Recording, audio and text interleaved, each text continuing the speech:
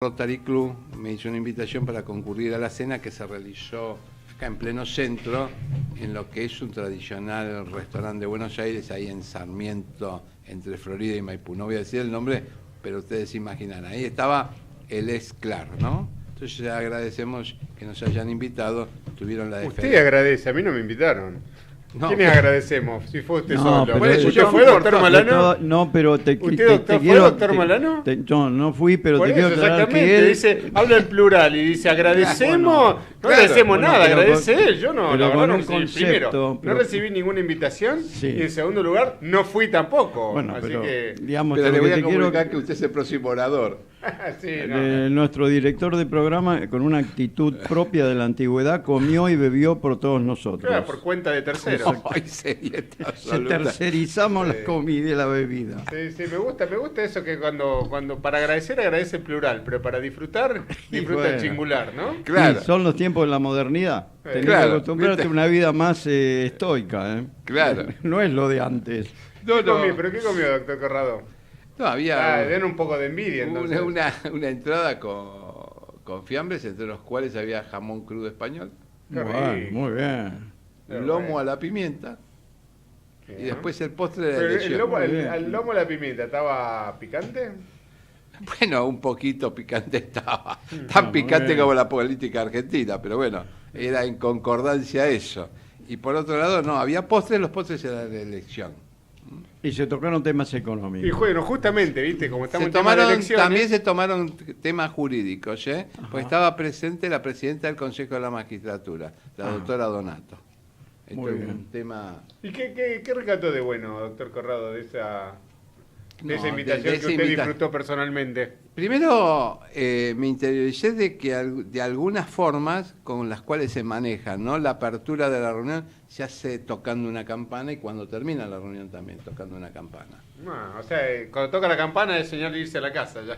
Claro, ¿Viste sí, cuando estás en tu casa claro. y recibís invitados y decís ya quiero que se vayan? Podrían instrumentar la campana, ¿no? Llega un momento en que de manera discreta tocar la campana y decir, Sí, sí. muchachos... Timbre y bueno, ahí está. Bueno, en la época de la colonia y para acá hasta 1930, con la campanilla se manejaban muchas situaciones del Sí, salón, sí. donde había gente convocada. Sí. Sí. O cuando alguien quiere hablar, viste que toca un poco la campana y no la campana, sino con una cuchara la copa, para llamar un poco la atención, ¿no? Sí, está bueno eso. Por otro lado, ojo, el Rotary Club hace una larga, digamos, un largo trabajo hacia la sociedad, ¿no? Fundamentalmente asiste a los comedores que están necesitados de todos los elementos especialmente donde hay chicos, muchos chicos chiquitos, ahí hacen una labor larga de asistencia. Sí, son organizaciones que van, Claro.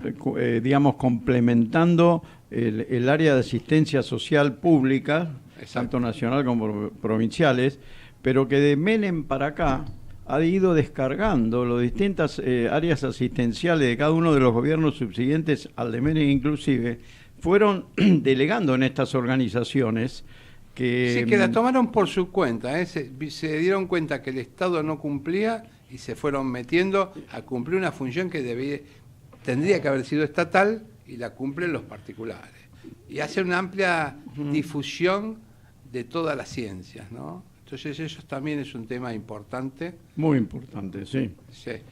Bueno, estamos en época de hablando de ciencia, de presentación de premios Nobel anuales, ¿no? Ya la semana pasada fue el de física, hasta el de química, y bueno, el de economía, el doctor Corrado acá es un firme candidato por sus aportes No, acá a hay los dos. aspectos tributarios, su Hay interpretación dos. de la doctrina. Va a ser compartido entre el doctor Apena y el doctor No, Corrado. yo no Usted- puedo aspirar. El doctor Corrado es un reconocido tributarista del Tribunal Fiscal y eso lo ha elevado a la categoría Te voy a de decir una cosa. postulante. Creo, Cualquiera José, que sea, sí. te digo, alguna vez se lo tienen que dar a un argentino, que fueron los que más aportes hicieron a todas las ciencias económicas. A las ciencias- Sí. ¿Qué está diciendo? Bueno, algo tengo que decir para ¿Qué los está colegas. diciendo? Bueno, algo- No se olvide que quiero ser ahora presidente. No. Algunas teorías son de origen. Hay algunas teorías, mira, hay argentino, hay ¿no? unos economistas famosos argentinos, pero uno de que alguna vez se mencionó fue, bueno, alguien famoso, pero que murió joven, fue Miguel Sidrowski, que estudió en Chicago, pero en el 70 falleció. Otro que en algún momento se lo mencionó fue al rector del SEMA, Carlos Rodríguez también, pero creo que ya pasó su momento de investigación, ¿no? Otro que en algún momento se lo ha mencionado es a Guillermo Calvo, por sus enfoques de hoja de balance en los movimientos de capitales y los sudden stops, los cambios abruptos de dirección de los flujos de capitales. O sea que hay algunos potenciales candidatos. Pero lo que pasa es que estando en Argentina se te hace muy difícil. Si para poder aspirar a un premio Nobel tenés que estar en un país desarrollado investigando. Si no podés estar en Argentina, viviendo en Argentina y publicando en Argentina porque no entras dentro del radar, es decir, se hace muy difícil. Fíjate que el último premio Nobel argentino fue Milstein, pero que en realidad vivía en Estados Unidos. Fue Milstein y trabajaba e investigaba en el exterior. Trabajaba e investigaba en el exterior durante años. En Estados Unidos, exactamente. Sí. Es decir, cuando te va un poco más para atrás, otro premio Nobel que tenés es Pérez Esquivel, pero que en realidad era de La Paz, así que es un premio Nobel especial. Claro. No, pero estoy yendo para atrás en el tiempo. Y si no, ya te vas a la década del 60, que es Leluar y Hussein, ¿no? Pero esos fueron los últimos científicos argentinos que trabajaban en Argentina. Claro, porque Saavedra Lama fue por La Paz. Pero fue en el 30. En el 30 y por la guerra. Creo que fue el primero, pero fue en la década del 30. Y después hay que reconocer y en algún momento, bueno, Borges podría haber sido también el candidato siempre proclamado y nunca galardonado. Lo que está mal en los premios Nobel, a mí me da la impresión, es que no los puedan dar post-mortem. Es decir, ¿por qué tenés que estar en vida para recibir el premio Nobel? Efectivamente, eso es una cosa interesante, es un planteo interesante para reflexionar, pero también lo que uno observa con los premios Nobel, que los científicos, en general, como vos decís, obedecen a una prueba concreta, a una demostración concreta de un aporte que se mide y se pesa en el tiempo. Y que haya sido significativo y sobre todo no es alguien que descubrió la semana pasada algo y le dan, sino que después de 10 años se ha mostrado que su aporte sea apropiado. Pero en lo que es menos específicamente técnico, menos positivista, que por ejemplo es la literatura, uno observa cómo el premio Nobel también busca la regionalidad. Ha premiado a muchos escritores de origen sueco, sudafricano también. Mundiales, mundiales. Pero te quiero decir pero que la escritura es diferente, porque no necesitas un laboratorio. Es decir, no necesitas, en cambio, lo que es química, en lo que es física, en lo que es economía mismo, necesitas una economía desarrollada con posibilidad de publicar papers, ¿no? Lo que sí, por ejemplo, sucede de algunos idiomas. A veces te dicen, bueno, vamos a premiar con el premio Nobel de Literatura a un chino. Viste que alguien que publica en chino. Entonces está más sectorizado en ese caso, ¿no? En chino o en algún tipo de idioma. O sea, lo ha recibido también escritores de origen hispano, ¿no? Sí, muchos. ¿Cómo se llama el peruano Vargas Llosa. Vargas Llosa también. Juan Ramón Jiménez, que fue en el 58 premiado como premio Nobel, un poeta español, que en realidad el fundador de la corriente de Juan Ramón Jiménez, que es el modernismo, literariamente hablando, que incorpora el color en el relato literario, en realidad fue Rubén Darío. Y sin embargo, no obstante, ya había fallecido, Nobel lleva, porque había fallecido, lo lleva Juan Ramón, el español. Claro, Jiménez. Jiménez, lo lleva Jiménez. Pero sacame el error, porque ahí digo una cosa, es el de Platero y yo, ¿no? Era el de Platero y yo. ¿En serio? Era de Platero y yo. Sí, es el autor de Platero y yo, y de una serie de poemas, de libros de poesía muy modernistas. Pero fue la primera corriente literaria que irrumpe en el mundo desde Latinoamérica con Rubén Darío. Bueno, pero esas son situaciones muy puntuales, digamos. Estaba casada con una escritora también. ¿Quién? ¿Juan Ramón Jiménez? Sí, con una escritora que lo ayuda mucho cuando él escribe sus poemas. Es más, para casarse con ella le escribe como 39 poemas consecutivos. Bueno, ahí tenés un dato no menor. Sí, una demostración de poder. Una demostración de poder de fuego, pero vía poemas. Es interesante cómo la ciencia que realmente es pensamiento abstracto, lo que decía Da Pena, es netamente internacional en los premios Nobel, hay de todos los países, y generalmente los países con tecnología de punta. Sí, Daniel, en lo que cambio, a mí me la da un poco literaria es más escandinava. Sí, yo creo que en algunos casos también habría que decir, bueno, no tenemos este año un premio Nobel, pero no es necesario dar un premio Nobel de economía todos los años, porque a veces se hace difícil encontrar. Es bastante difícil. Encontrar cosas realmente relevantes, terminás por ahí premiando cosas porque no hay otras, no porque realmente sean importantes. Es decir, sí ha habido grandes avances, grandes. De hecho, el premio Nobel de Economía fue el que uno de los últimos en instaurarse, no nació originalmente el premio Nobel de Economía. No, y lo otorga el Banco de Suecia. Sí, que es el único diferente, exactamente. Es el único diferente. No es de la fundación, sino que es del Banco de Suecia. Y el primero creo que fue Herbert Simon, ¿no? ¿Recibió? Puede ser, sí. Por un libro que llamaba... El año pasado escribí uno porque, bueno, por el premio Nobel que dieron, escribí un artículo para la revista Ciencia Hoy, y ahí había un repaso más o menos de los... Creo que fue Herbert Simon. Y después para rankear tenés que tener una masa de votos, digamos, en favor del premio Nobel que... Bueno, tus para colegas, ser candidato, ¿no? Tus colegas. Para ser No, candidato. también lo puede hacer la gente. Sí, la Puede gente- pero pero tienen que Pero reunir... la gente que sabe Bueno, de ciencia. Pero, por ejemplo, yo sé que esto lo sé por Borges, no porque conozca el premio Nobel, Bueno. que no, muchas veces, algunos de los años que quería postularse, no llegaba con la cantidad de adherentes, de gente que lo apoyaba. Que creo Porque que en realidad son yo sí sé que se consultan especialistas, académicos Sí. de las áreas, eso sí, pero la gente Sí. común, yo no sé si la... Es decir, para dar el premio Nobel a Milstein por los anticuerpos monoclonales, no consultaron a la gente. No sé, pero no sé A cómo- lo que el de nosotros no. física de la semana pasada por las ondas gravitacionales, ¿qué sabe la gente? Y si lo mandaban un mail a nosotros tampoco. Sí. Ay, que creo que la cantidad de adhesiones son del orden de 45.000, o sea que es una masa muy Sí, en particular. realidad es un premio Nobel que, bueno, que lo eligen tus colegas, ¿no? De alguna forma tus colegas piensan que sos la persona apropiada para recibirlo y realzan tu trabajo. Con lo cual deberías tener una dosis de política. Pero, por ejemplo, el del año pasado, que se lo dieron a este cantante, ¿cómo es? Sí, al de... No se me sale Bob Dylan, pero no sé si es Bob Dylan o el otro. Sí, a Bob Dylan. ¿Bob Dylan se lo dieron? Sí. A ver, ya buscamos. Sí. Bueno, Que en realidad, no, digamos, es difícil por saber la razón por qué se la dieron. Hay que un ver... poco que hacía el tema de la paz, hacía el tema de la poesía y de la poesía. y Sí, de la Bob Dylan, música. exactamente. Mirá, Bob no me Dylan, fallaba sí. la memoria. Sí, un cantante, bueno, quizás, qué sé yo, va variando. Mató. Pero esa necesidad de darle el premio, viste, todos los años te obliga a buscar a alguien cuando a veces no tenés gente para darle premio Nobel, ¿no? No, sería mucho más interesante sincerar, como vos decís, da pena. O darlo sincerar cada que 2 este años. año, por ejemplo, no hay tenemos a nadie. No hay candidato. No hay porque candidatos, eso nadie no, fue habría candidato. que Dejarlo declarar vacante. Sí, desierto. dejarlo vacante. Lo mismo que el mundial. En muchos casos han dicho, bueno, hagamos el mundial todos los años, pero si lo termina haciendo todos los años, termina siendo de alguna forma recurrente y aburrido. No, y no encontrás un recambio generacional. Claro. Sí. Creo que un premio Nobel, un candidato al premio Nobel sería el sacerdote argentino que se pasa construyendo allá en África. Sí, en la isla Mauricio, o en Sí, Madagascar. en uno de esos Sí, lados sí. está haciendo una obra importantísima. Hablaste de Madagascar, ¿no? ¿Qué pasa en Madagascar? En Madagascar, a vos que te gusta, que sos profesor de portugués, Sí. hay un espectáculo de fado en la Argentina, que es la canción típica, la música típica, digamos, Portuguesa, claro. portuguesa de los ¿Vos barrios. hablás portugués? Algo.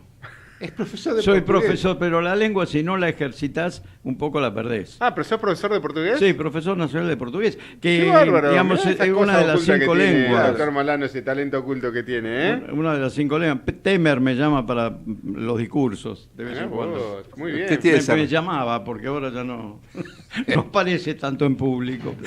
No, pobre hombre, creo que está en una mala situación en Brasil, pero bueno, acá están por abrirle el juicio político. Sí, sí, es una demostración de democracia Brasil. ¿Eh? La verdad que ha sido una demostración O de peleas en de Latinoamérica espectacular de espíritu democrático. Ellos hasta acá han resuelto todo bien o regular, pero por los caminos, los canales democráticos. Yo me voy a poner del otro lado. Creo que los jueces tienen aspiraciones presidenciales. Mira, yo volviendo un poco a los temas anteriores, te digo un poco cómo está los candidatos al Premio Nobel de Economía del 2017. ¿Qué es lo que se anda dando vuelta? Ajá. Por un lado, un tema es la preocupación de la academia por el cambio climático.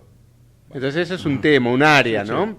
Y en ese sentido salen 2 nombres. William Nordhaus, que es de Yale, Y el otro que está surgiendo es Nicholas Stern, presidente del Instituto Grantham sobre Cambio Climático y Medio Ambiente en London School of Economics, donde estudié yo. O sea que ese sería un tema. Primero tratan de ver qué... Adherite, pues estudiaste ahí, adherite. Sí. Después otros son otra área en la cual eventualmente se puede generar un premio, es pioneros de la economía conductual y neuroeconomía, que en cierta forma ya se lo han dado, se lo dieron a Kahneman en su momento, o sea, por lo que es la parte cognitiva, exactamente. Entonces acá lo que se mencionan es a Colin Kammerer del Caltech, ¿bien?, de California Tech, el Instituto de Tecnología de California, y George Lowenstein, profesor de Carnegie Mellon. Y también podría ser Matthew Rabin, que escribieron un libro, Avances de la Economía Conductual. Bien. Después otro, bien, que otra área que me toca un poco más de cerca, son las dimensiones de las decisiones en las finanzas corporativas. Y ahí figuran 3 nombres. Raghuram Rajan, que no lo conozco, pero Michael Jensen sí, por tener los contratos y los incentivos financieros, y Stewart Myers también. Bien. Dice, cuenta con el respaldo como candidatos para el premio. Jensen, después lo voy a ver si no fue premio, no sé, por alguna manera me suena. Sí lo conozco como autor, pero con el tema no sé si en algún momento me dispara alguna inquietud de que no lo haya recibido ya por su teoría de los contratos y de los incentivos, ¿sí? Entonces tendrías en finanzas corporativas. Rajan es de Chicago. Bien. Y bueno, lo que habla en su momento, su aporte es la paradoja de la liquidez, donde establece que una mayor liquidez de los activos reduce la capacidad de la empresa de comprometerse a un curso específico de acción. O sea, cuando la empresa tiene mucho, es decir, poniéndolo de otra manera, lo pongamos por la negativa, cuando la empresa no tiene caja es cuando se vuelve más creativa. Cuando la empresa está en circunstancias de bonanza. En cambio, al revés, cuando la empresa tiene mucha caja, no sabe qué hacer con el dinero. Y otro paper también es la gobernanza interna de si no sabe qué hacer con el dinero una empresa, que lo llame Eduardo Corrado. Sí, y se lo dé mi cuenta. No, pero cuando las empresas no saben qué hacer con un punto a veces que las empresas que tienen mucha liquidez y la deuda, por eso entiendo acá también que esté Stewart Myers. Stewart Myers escribió un paper muy bueno en el 77 que muestra que cuando una empresa tiene mucha liquidez, el riesgo que corre es malgastar ese dinero, ¿bien?, o gastarlo en cuestiones que no están directamente vinculadas con el negocio. Por ejemplo, si la empresa tiene mucha liquidez, el ejecutivo, en lugar de viajar en turista, viaja en primera. Sí. En lugar de tener un asistente, tiene 5 asistentes. ¿Y todo eso con la plata de quién? De los accionistas. Entonces la deuda es un excelente elemento para disciplinar a la empresa. De alguna manera, al tener deuda, eso obliga a que tenga que generar liquidez para poder. Y eso ha sido tratado en varios también. Inclusive el año pasado, parte de lo que es la teoría de los contratos y el alineamiento de los intereses de los accionistas con el management fue premiado el año pasado. Pero ese es principalmente el paper de Myers. Y otro paper y otra variante que tiene, que esta a vos te interesa bastante, Stewart Myers, es el hecho de que una empresa, ¿sí?, cuando tiene mucha carga de deuda, pierde los incentivos a invertir. ¿Bien? ¿Por qué? Porque si genera proyectos de inversión, es decir, supongamos que tengo una empresa muy endeudada, que está en problemas. Entonces yo accionista le pongo plata y con eso hago proyectos de inversión. ¿Pero a dónde va a ir a parar la renta? A los acreedores, porque son los que tienen prioridad de cobro. Entonces yo no cuento con incentivos para realizar inversiones en una empresa que tiene asfixia financiera. Y eso vos lo has mencionado, lo hemos tratado en otras oportunidades, cuando es la FIP la que te asfixia financieramente. Entonces vos tenés que poner plata en la empresa para que la ganancia se la lleve la FIP. Con ese criterio vos que decís, no, la dejemos quebrar a la empresa. ¿Sí? Porque en definitiva que se cobre del activo residual, pero eso, la quiebra, más allá del efecto que tiene particular en ese caso, genera un montón de costos indirectos que están vinculados a la pérdida de clientes, la pérdida de posibilidades de trabajo, a la rutina. Exacto, lo que significa de alguna manera. Y la pérdida de prestigio. Exactamente. Entonces, lo que muestra que en algunos casos, cuando hay empresas que tienen mucha asfixia financiera, es conveniente renegociar la deuda para que haya incentivos a generar inversiones. Ahí tenés que ser un buen negociador. Un buen negociador y a lo mejor reestructurar tu pasivo más a largo plazo y ofrecer alternativas de pago. O, si a mí me prestaste, ¿por qué no vas a ser mi socio?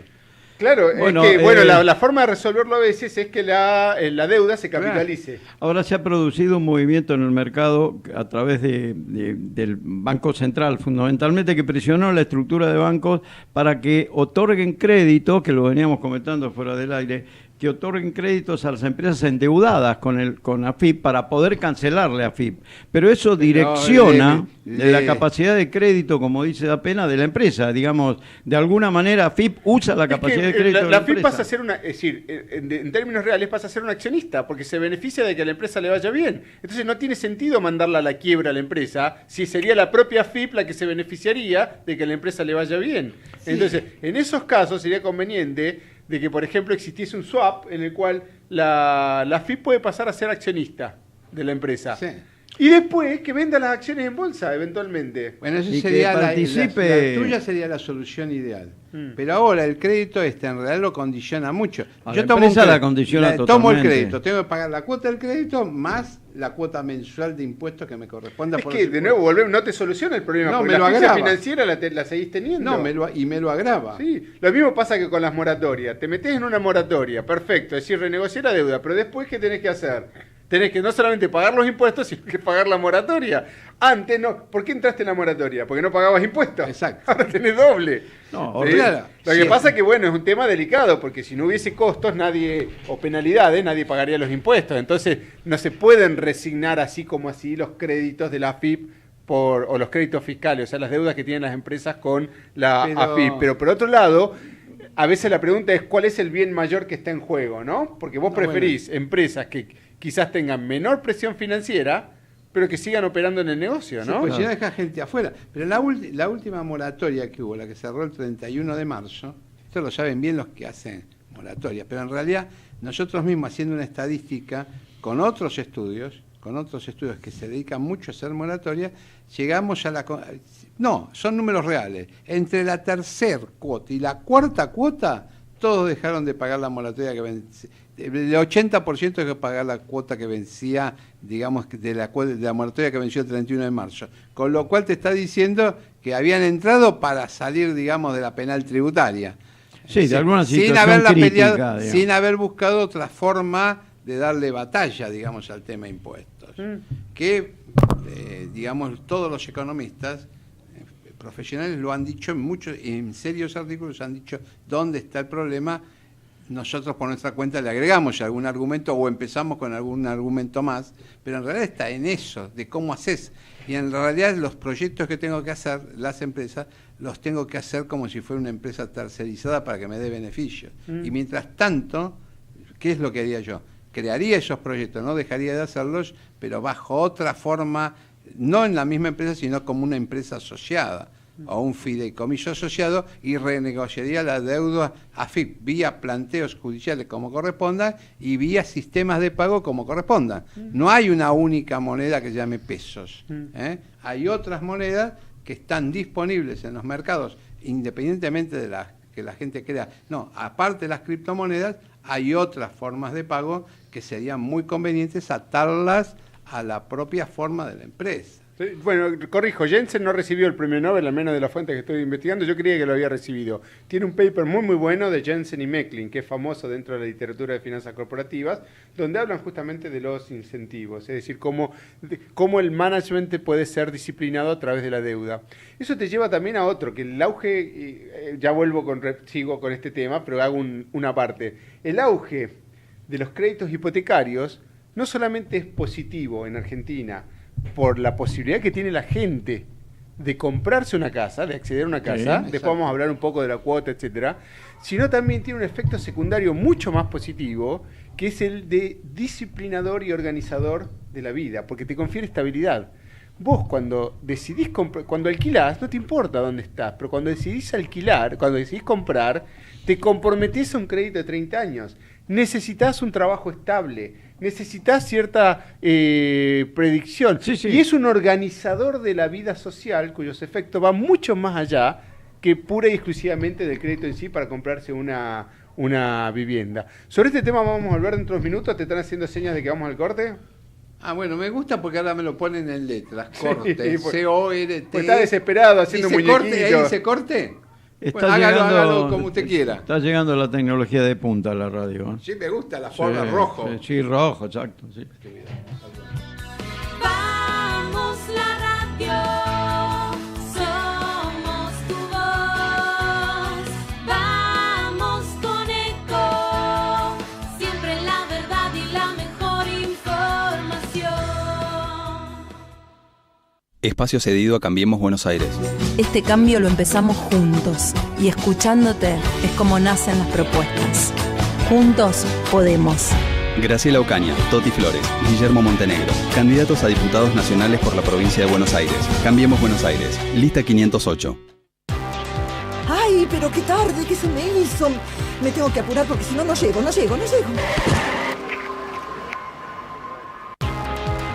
No, ¿pero seguro?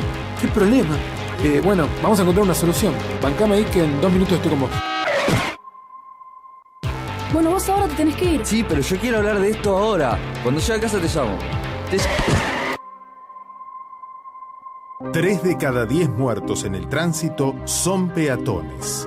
Cruzá siempre por la senda peatonal o esquina, respetando los semáforos. Allí, todos los vehículos deben darte prioridad. Luchemos por la vida. Descarga gratis de tu celular la aplicación Ecomedios. Podés escucharnos en vivo, informarte con las últimas noticias y entrevistas en audio y video. Búscala y bajate la aplicación Ecomedios. Espacio cedido a Frente Justicialista Cumplir. Motivos para votar a Randazzo. En estas elecciones hay solo 2 opciones: los que prometen y los que cumplen. Cumplir. Florencio Randazzo. El valor de una palabra. Lista 509, Frente Justicialista Cumplir. Candidato a diputado nacional por la provincia de Buenos Aires, Eduardo Walibuca. Podés vernos en vivo en ecohd.com.ar. Espacio cedido al Frente de Izquierda. El gobierno es minoría en el Congreso, pero logró hacer aprobar decenas de leyes negativas para el pueblo trabajador, por el apoyo de diputados y senadores de Massa, el PJ y el Frente para la Victoria. Si querés una oposición real al ajuste y la entrega del país, la izquierda tiene que estar. En Capital, Marcelo Ramal, Laura Marrone, diputados, Miriam Breckman, legisladora, Frente de Izquierda, lista 505. Conectate con nosotros. Línea directa 4-325-1220.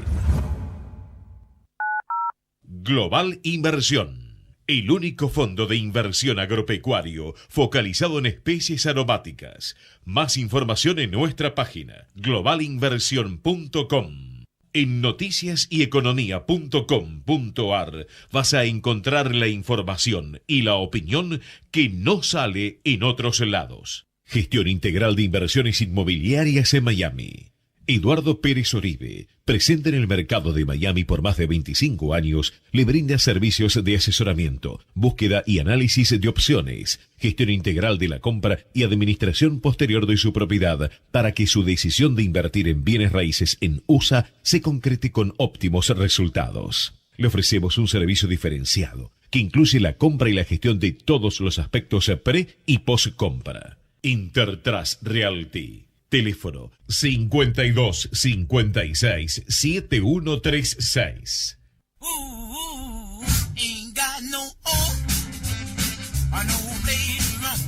De 12 a 14, café, finanzas y reflexiones.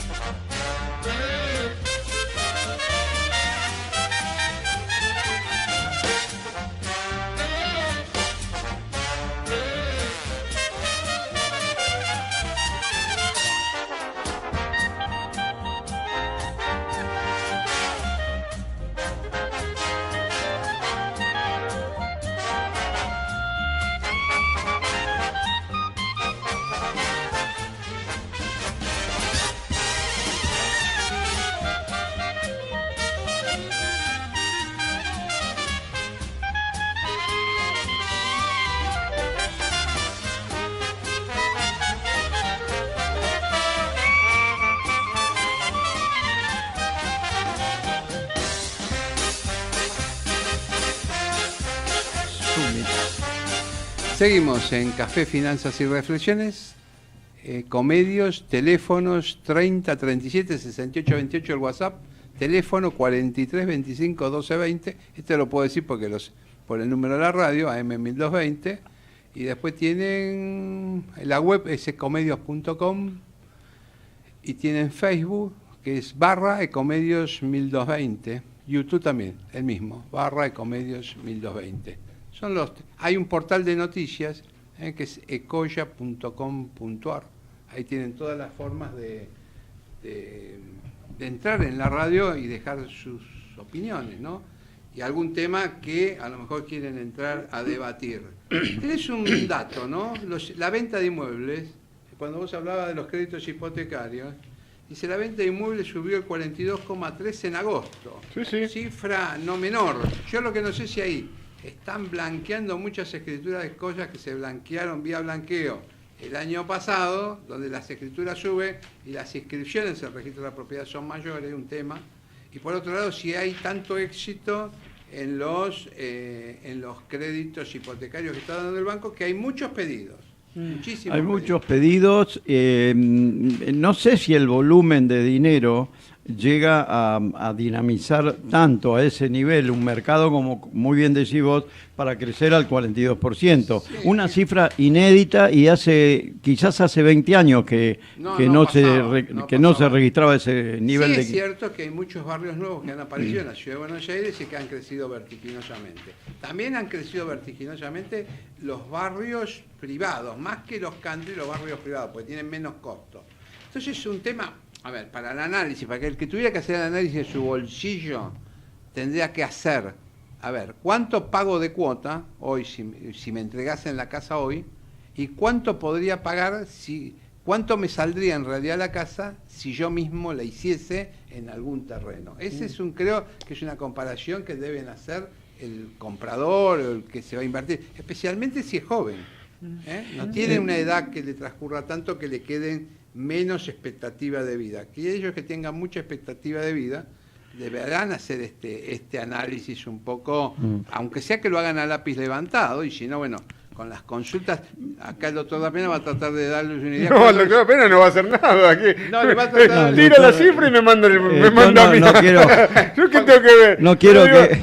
Acá el doctor Corrado va a decir cuáles eran las preferencias del rey Ciro de Persia. Tampoco eso, no me meto en la vida privada. No, tampoco Corrado y yo queremos que sufras un momento de depresión, pero me parece que vos estás de este lado de los de que ya no tiene una expectativa de tanta vida.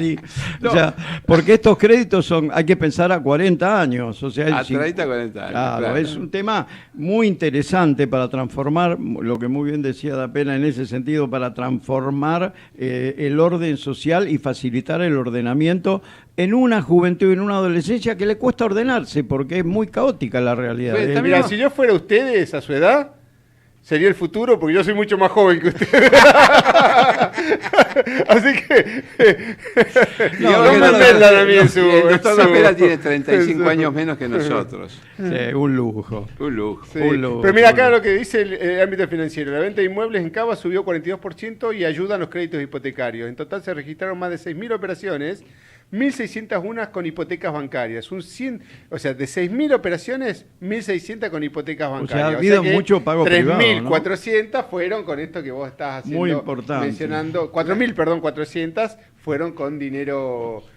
sin hipotecas, ¿sí? O sea que puede provenir de dinero del blanqueo, en el sentido, ¿te acordás que tenías que tenerlo inmovilizado? Sí, y después podés empezar a utilizar ese dinero del blanqueo, ¿no? Un dato no menor para calificar las consecuencias positivas del blanqueo, ¿no? Sí, pero de alguna manera también hay que entender que no sé si es buena inversión al final del día comprar un inmueble, ¿no? Yo te diría que no. Porque la semana pasada decíamos, ¿cuánto da la renta aproximadamente? 3%, 4% en dólares, ¿no? Pero eso tenés que sacarle las expensas, o a veces están incluidas dentro, pero tenés que sacarle la BL también. Y sobre eso tenés que pagar impuestos a las ganancias también, ¿no? Y el impuesto a los bienes personales. Sí. Pero bueno, pero por ejemplo, en las acciones no pagás impuesto a las ganancias. En cambio, en el inmueble sí. Entonces, te convendría más comprar eventualmente acciones. Las acciones subieron este año 41% en dólares, ¿sí? Está bien, es un año extraordinario, no es que suben todos los años de esa manera, inclusive hasta da un poco de miedo. porque estando el Merval en los niveles que está, me hace acordar a la película esa, no sé si ustedes la vieron, una con que se murió Hoffman, ¿cómo era? El rubio que hizo de... donde habla de la subprime. No, pero yo te digo, el título de la película que yo veía que siempre me quedó grabado es ¿puedes pasar 5 minutos en el paraíso antes que el diablo sepa que estás muerto? Es como diciendo, viste, vos te decís, qué bueno. Y es porque el diablo no se enteró que está muerto y en cualquier momento te viene a buscar, o sea que viene a mal. Y eso viene a propósito también de que después vamos a repasar los mercados. Están todos pum para arriba, el Merval 13. Están para arriba y todos los máximos, pero, viste, los paraísos... Sí. La cuestión es chequear que realmente estés en el paraíso y no que haya sido una equivocación todo, ¿no? Lo que llama la atención, llama la atención para mí, que no soy un analista, pero sí soy un usuario de la información de los sistemas sociales y del mercado, es que están para arriba los mercados con una realidad política que tendría que ser un poco más preocupante y que quizás los deprimiera, como el hecho del triunfo de Trump en Estados Unidos con una corriente no tan ambientalista, el triunfo de las derechas y en general el reverdecer de las derechas en la comunidad europea. Y sin embargo los mercados están totalmente independizados como si eso tal vez no es un elemento preocupante. Uno lo vive como algo preocupante por ahí, es una opinión personal, pero no le he quitado euforia a los mercados. Yo diría que se la puso, inclusive. Hay cierto espacio todavía por los temas de algunos ratios que dan como el price earning, etcétera. Hay como espacio, o sea, no es que nadie está diciendo mañana se cae todo, que eventualmente podría pasar, pero nunca se sabe respecto del futuro, ¿sí? Pero también es cierto de que, bueno, de que hay ciertos datos que comienzan a mostrar de que hay que tener un poco de cuidado, ¿no? Sobre todo, en realidad el principal dato de todos es la posibilidad de inflación en Estados Unidos. Una vez que Estados Unidos empieza a subir la tasa, ahí es donde empieza la contracción monetaria, que es donde hay que empezar a agarrarse un poco. O sea, poniéndolo de otra manera, mientras Estados Unidos no tenga problemas de inflación, dale que va esto, ¿sí? Correcto. O sea, metele para adelante porque no hay motivo para que suba la tasa, que es la principal amenaza contra los activos financieros, porque te sube el costo del capital. Pero volviendo al tema de los inmuebles, recordemos, te puede dar una renta de 3% en dólares, 2,5%, 3%, ¿bien? Habíamos dicho que las cocheras la semana pasada podía ser un poquito más, ¿bien? Y hoy justamente publica una nota en el Cronista y dice, hipotecarios como inversión, se paga la cuota con la renta del alquiler, ¿bien? Entonces los bancos públicos y privados comenzaron a ofrecer créditos también por una segunda vivienda, pero están ajustados por inflación, o sea, por UVA, ¿bien? La unidad de variación o la unidad de vivienda. Hay que poner el 20% al inicio, pero luego el 80% restante puede pagarse a 30 años. Y la idea sería más bien como inversión, saquemos a la gente que lo necesita. Pero si vos tenés un dinero y querés los inmuebles, o si no tenés dinero, pero tenés capacidad de pedir crédito, una buena forma de ahorrar, tenés acciones, después vamos a hablar de las acciones, los bonos, etcétera. Pero una buena forma de ahorrar es, vas al banco, pedís un crédito y comprás un inmueble y lo pones en alquiler. La cuota lo que te pagan de alquiler, con eso vas a pagar el crédito. ¿Cuáles son los riesgos? Bueno, que la cuota del crédito suba por el ajuste por inflación y los alquileres no suban tanto. ¿Y cuál es el segundo riesgo? Que vos tengas el periodo parado el inmueble, no lo puedas alquilar y sin embargo tenés que seguir pagando la cuota de manera mensual. Pero está dentro, para aquel que le gustan los inmuebles, está dentro de la posibilidad, porque en definitiva si sale todo razonablemente bien, la vivienda la pagás a la cuota con lo que eventualmente cobrás del alquiler, exactamente. Sobre todo en un contexto donde la demanda por alquileres ha subido en Buenos Aires. Hay mucha más gente que alquila que inmuebles puestos en alquiler. Entonces, es un mercado alcista desde ese punto de vista. Habrá que ver la calidad de los inquilinos también, porque bueno, como están las leyes en cuanto a posibilidades de desalojo, etcétera, tenés que tener mucho cuidado con a quién le alquilás y en qué condiciones, ¿no? En la Argentina sigue habiendo tiene un talón de Aquiles el tema de la locación, que es la garantía. Sigue siendo un debilitador del flujo de negocios de alquiler, la exigencia de la garantía. Pero es que si no podés alquilar nada. ¿Cómo le vas a alquilar? En otras partes del mundo no hay garantías. Pero porque las leyes de desalojo son mucho más flexibles. Por eso. Claro, es decir, no te paga, entonces acá al menos decís, bueno, te ejecuto la garantía si no me pagas. No, pero al final de la historia lo que vos decís da pena, creo que es el alacrán se pica la cabeza. Vos le das tanta facilidad procesal a la gente para que se defienda y no se vaya, que después en el mercado tiene que calificar con una garantía que hoy es muy muy difícil de lograr. Exacto, porque gran parte del problema argentino es que te ponen un montón de prohibiciones, o sea que te cierran puertas de salida, pero cuando vos cerrás la puerta de salida, tampoco hay la puerta de entrada, nadie entra porque no tiene cómo salir. Claro. Entonces, vos decís, no vamos a echar gente para proteger el empleo. Resultado, nadie contrata, porque si no puedo echar, ¿para qué lo voy a contratar? En su momento, no se puede no se puede sacar dólares del país. Perfecto, ¿quién lo va a entrar a los dólares? Nadie, si no me deja sacarlo. Es decir, embocaste a los que ya estaban, pero no cortaste el flujo. O sea, le fuiste al stock, pero cortaste el flujo. Y en muchos casos es mucho más importante el flujo que el stock. Si querés generar empleo, tenés que facilitar la posibilidad de reubicación, porque es la única forma en la cual la gente se anima a tomar. ¿Por qué no hay tanto empleo? Lo hablábamos antes en el corte, ¿no? Porque es caro el empleo, pero ni siquiera es caro porque el trabajador cobre mucho.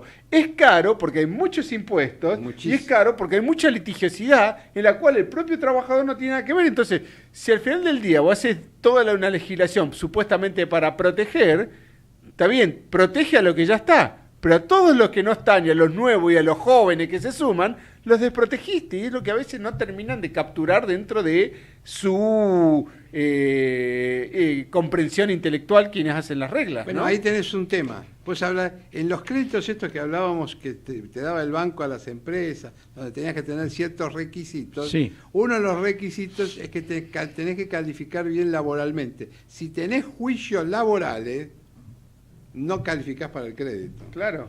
Pero la gente a veces no tiene en cuenta eso. Lo mismo que cuando vos te vas de un trabajo mal y haces un juicio. Va a ser difícil que quizás consigas otro trabajo. No te lo dan. Pero a veces la gente no lo tiene en cuenta y es capaz de ver solamente el metro cuadrado adelante en lugar de ver los 100 metros que son los que te permiten justamente progresar y crecer, ¿no? Bueno, habitualmente pasa eso. La gente va por el dinero que cree que van a cobrar en ese momento.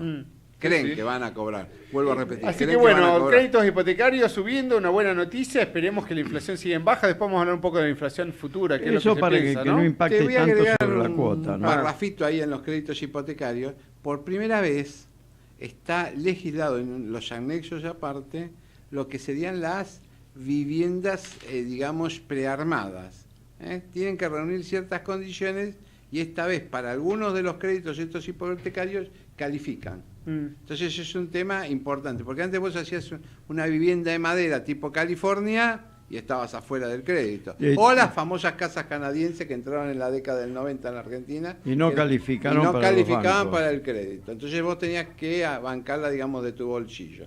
Si tenías la plata la podías hacer, si no lo tenías no lo podías hacer. Y fue también una restricción de las, digamos, de la personalidad conservadora de la Argentina, porque en los countries no te dejaban, en muchísimos countries no te dejaban colocar viviendas canadienses. Eso fue una restricción. ¿Pero qué es una vivienda canadiense? Las viviendas canadienses venían en el kit. Eran super viviendas de las que arman como en California, esas hermosas que vos ves. Como todo el mercado americano. Como todo el mercado americano, mucha vivienda de madera ya venía creosotada, que te protege. Porque acá también hay un tema que está, de alguna forma, la casa prefabricada está mal vista, ¿no? Claro, y al contrario, es un lugar perfecto donde vivir. La canadiense era una casa prefabricada. Bueno, necesitas un lugar donde vivir, porque al final vos decís, paso de acá y me quiero ir al otro límite. No, necesitas generar espacios razonables y saludables, higiénicos, donde poder vivir, ¿no? Claro, bueno, eso fue un tema importante. Y si vos te fijás, los edificios tienen mucho de prearmado, ¿no? En este momento sí, se está yendo hacia eso. Lo que habías comentado, Eduardo, al principio,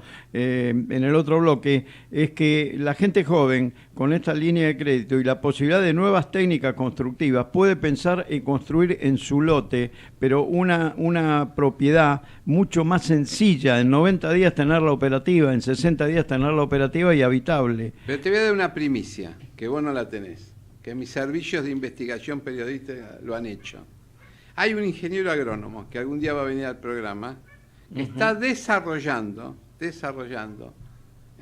el reciclado de los barcos de madera y haciendo, digamos, como un amarradero donde la gente viva en su propio barco de madera. Bueno, de hecho en Estados Unidos hemos visto que hay gente que vive en los barcos. Se llama tener una dirección postal legal en un barco. Claro, ¿no? Que acá no te el deja. muelle X Claro. en tal puerto, ¿no? Claro, que acá no te dejan. ¿Ah, no te dejan? No, suponte que vos vivieses en tu casa y podías hacer... Lo mismo que una casa rodante. Hay mucha gente de Estados Unidos que vive en casas rodantes. Acá hay un barrio ahora sobre la Panamericana en Ramal Escobar, de lo que vos decís. Pero suponte vos podrías trabajar en tu casa haciendo papers de economía y vivir en un barco. Sin embargo, el consejo profesional te exigiría tener una dirección con ladrillo, digamos, y teléfono de línea para poder mantenerte la matrícula. Va más atrasada que la evolución misma. No, pero el problema, uno de los problemas generales que uno observa en Argentina es que tratan a todo el mundo como culpables. Claro. Hasta que demuestren lo contrario. Mientras que cuando te vas a otros países, te tratan como inocentes, hasta que pruebes ser culpable. Es decir, en Argentina todos son culpables, hasta que te persiguen, todos son culpables hasta que demuestren ser inocentes. Cuando vos te vas, confían, te dicen, vos vivís en una casa rodante. ¿Cuál es el problema de una casa rodante? Que vos te escapes y la FIP nunca te encuentre, ¿bien? Pero entonces, ¿qué estás presumiendo? Que vos te vas a escapar y la FIP nunca te va a encontrar. Esa es la presunción de base para ponerte un domicilio fijo, ¿bien? Pero en otros países te dicen, vos vivís en una casa rodante, nosotros no vamos a pensar de que vos te vas a escapar. Ahora, si vos te escapás después, sos un delincuente y pasarás a ser un delincuente para nosotros. Es una idea, es un pensamiento muy anticuado, pensar que la gente se puede escapar. Es un pensamiento de tramposos. Sí. El ladrón piensa que todos son de su condición. En la calificación es un prejuicio, pero en la parte práctica es muy difícil escapar porque la tecnología hoy, la sencilla, la disponible por parte de los organismos de control, prácticamente te torna imposible poder escapar en forma sostenida en el tiempo, en ese sentido. Y además estas técnicas constructivas distintas, como puede ser la casa rodante, la casa flotante, la casa premoldeada o prefabricada, bajan los costos a un nivel que le tornan posible a toda la gente tener casa en forma prácticamente inmediata. Esto es algo que de alguna manera se está empezando a revisar. Vivir en el agua, en Oriente, es algo muy común y es propio de la cultura oriental. Ciudades enteras, miles y miles de personas viven en el agua, como en Estados Unidos también en este minuto. Exactamente. Esto es, te digo, es el negocio que planteaba este amigo mío, que es un ingeniero agrónomo, planteaba este negocio. El reciclado por un lado, pero convertirlo en un barrio, digamos, flotante. Un tema no menor. No menor y muy interesante, muy posible. Especialmente si hay que escaparse. Listo. Ahí tenés una forma. Tenés una forma rápida de irte. Pero acabamos de decir que es antiguo el concepto de escaparse, ¿no? Claro, habría que... Corte, acá, este cartel me encanta. Corte, está buenísimo. ¿Por qué no le haces una tijerita? ¿No le podés buscar una tijera? Bueno, me dice que sí, gracias. Desde Buenos Aires, transmite LRI 224, AM 1220, Ecomedios. Cambiemos viene con tarifazos, reforma laboral, precarización y represión. Para pararle la mano necesitamos un nuevo proyecto político, de izquierda, pero renovada y unitaria. Francisco Torres, diputado provincial, izquierda al Frente por el Socialismo, lista 504, Buenos Aires. Sábados en Ecomedios. Arrancamos el fin de semana bien informados. Desde las 7 de la mañana, Néstor Zula prende la usina de información, noticias y entrevistas. Sábados en Ecomedios. Y a las 9 llega Economía de Bolsillo. Oscar Martínez nos cuenta y analiza toda la actualidad. Sábados en Ecomedios. Espacio cedido al Frente de Izquierda, Provincia de Buenos Aires. Porque la impunidad solo genera más impunidad. Por eso la izquierda siempre la peleó en todos los gobiernos. Hoy la Gendarmería Nacional sigue actuando para defender los intereses de terratenientes como Benetton y Lewis. No nos permitamos olvidar. Porque la justicia no se la encuentra, se la busca. Contra la impunidad de ayer y de hoy, la izquierda siempre está. En Provincia de Buenos Aires, Del Caño Diputados, Pitrola Senador Nacional, Frente de Izquierda, lista 510. La información que pasa por ECO está en ecoya.com.ar. Espacio gratuito asignado por la Dirección Nacional Electoral. Este mensaje es para vos. Te pedimos que nos ayudes a unir el voto de la oposición en la única fuerza que tiene chances de ganarle al gobierno. Por eso en octubre, votá Unidad Ciudadana. Gervasio Bozano, senador provincial, Provincia de Buenos Aires, quinta sección electoral. Lista 503, Unidad Ciudadana. Conectate con nosotros. Twitter @ecomedios1220. Global Inversión. El único fondo de inversión agropecuario focalizado en especies aromáticas. Más información en nuestra página globalinversión.com. Mantenete siempre informado en www.noticiasyeconomia.com.ar. Gestión integral de inversiones inmobiliarias en Miami. Eduardo Pérez Oribe, presente en el mercado de Miami por más de 25 años, le brinda servicios de asesoramiento, búsqueda y análisis de opciones, gestión integral de la compra y administración posterior de su propiedad para que su decisión de invertir en bienes raíces en USA se concrete con óptimos resultados. Le ofrecemos un servicio diferenciado que incluye la compra y la gestión de todos los aspectos pre y post compra. Intertrust Realty. Teléfono 52 56 7136. Estás escuchando Café, Finanzas y Reflexiones por AM 1220 Ecomedios.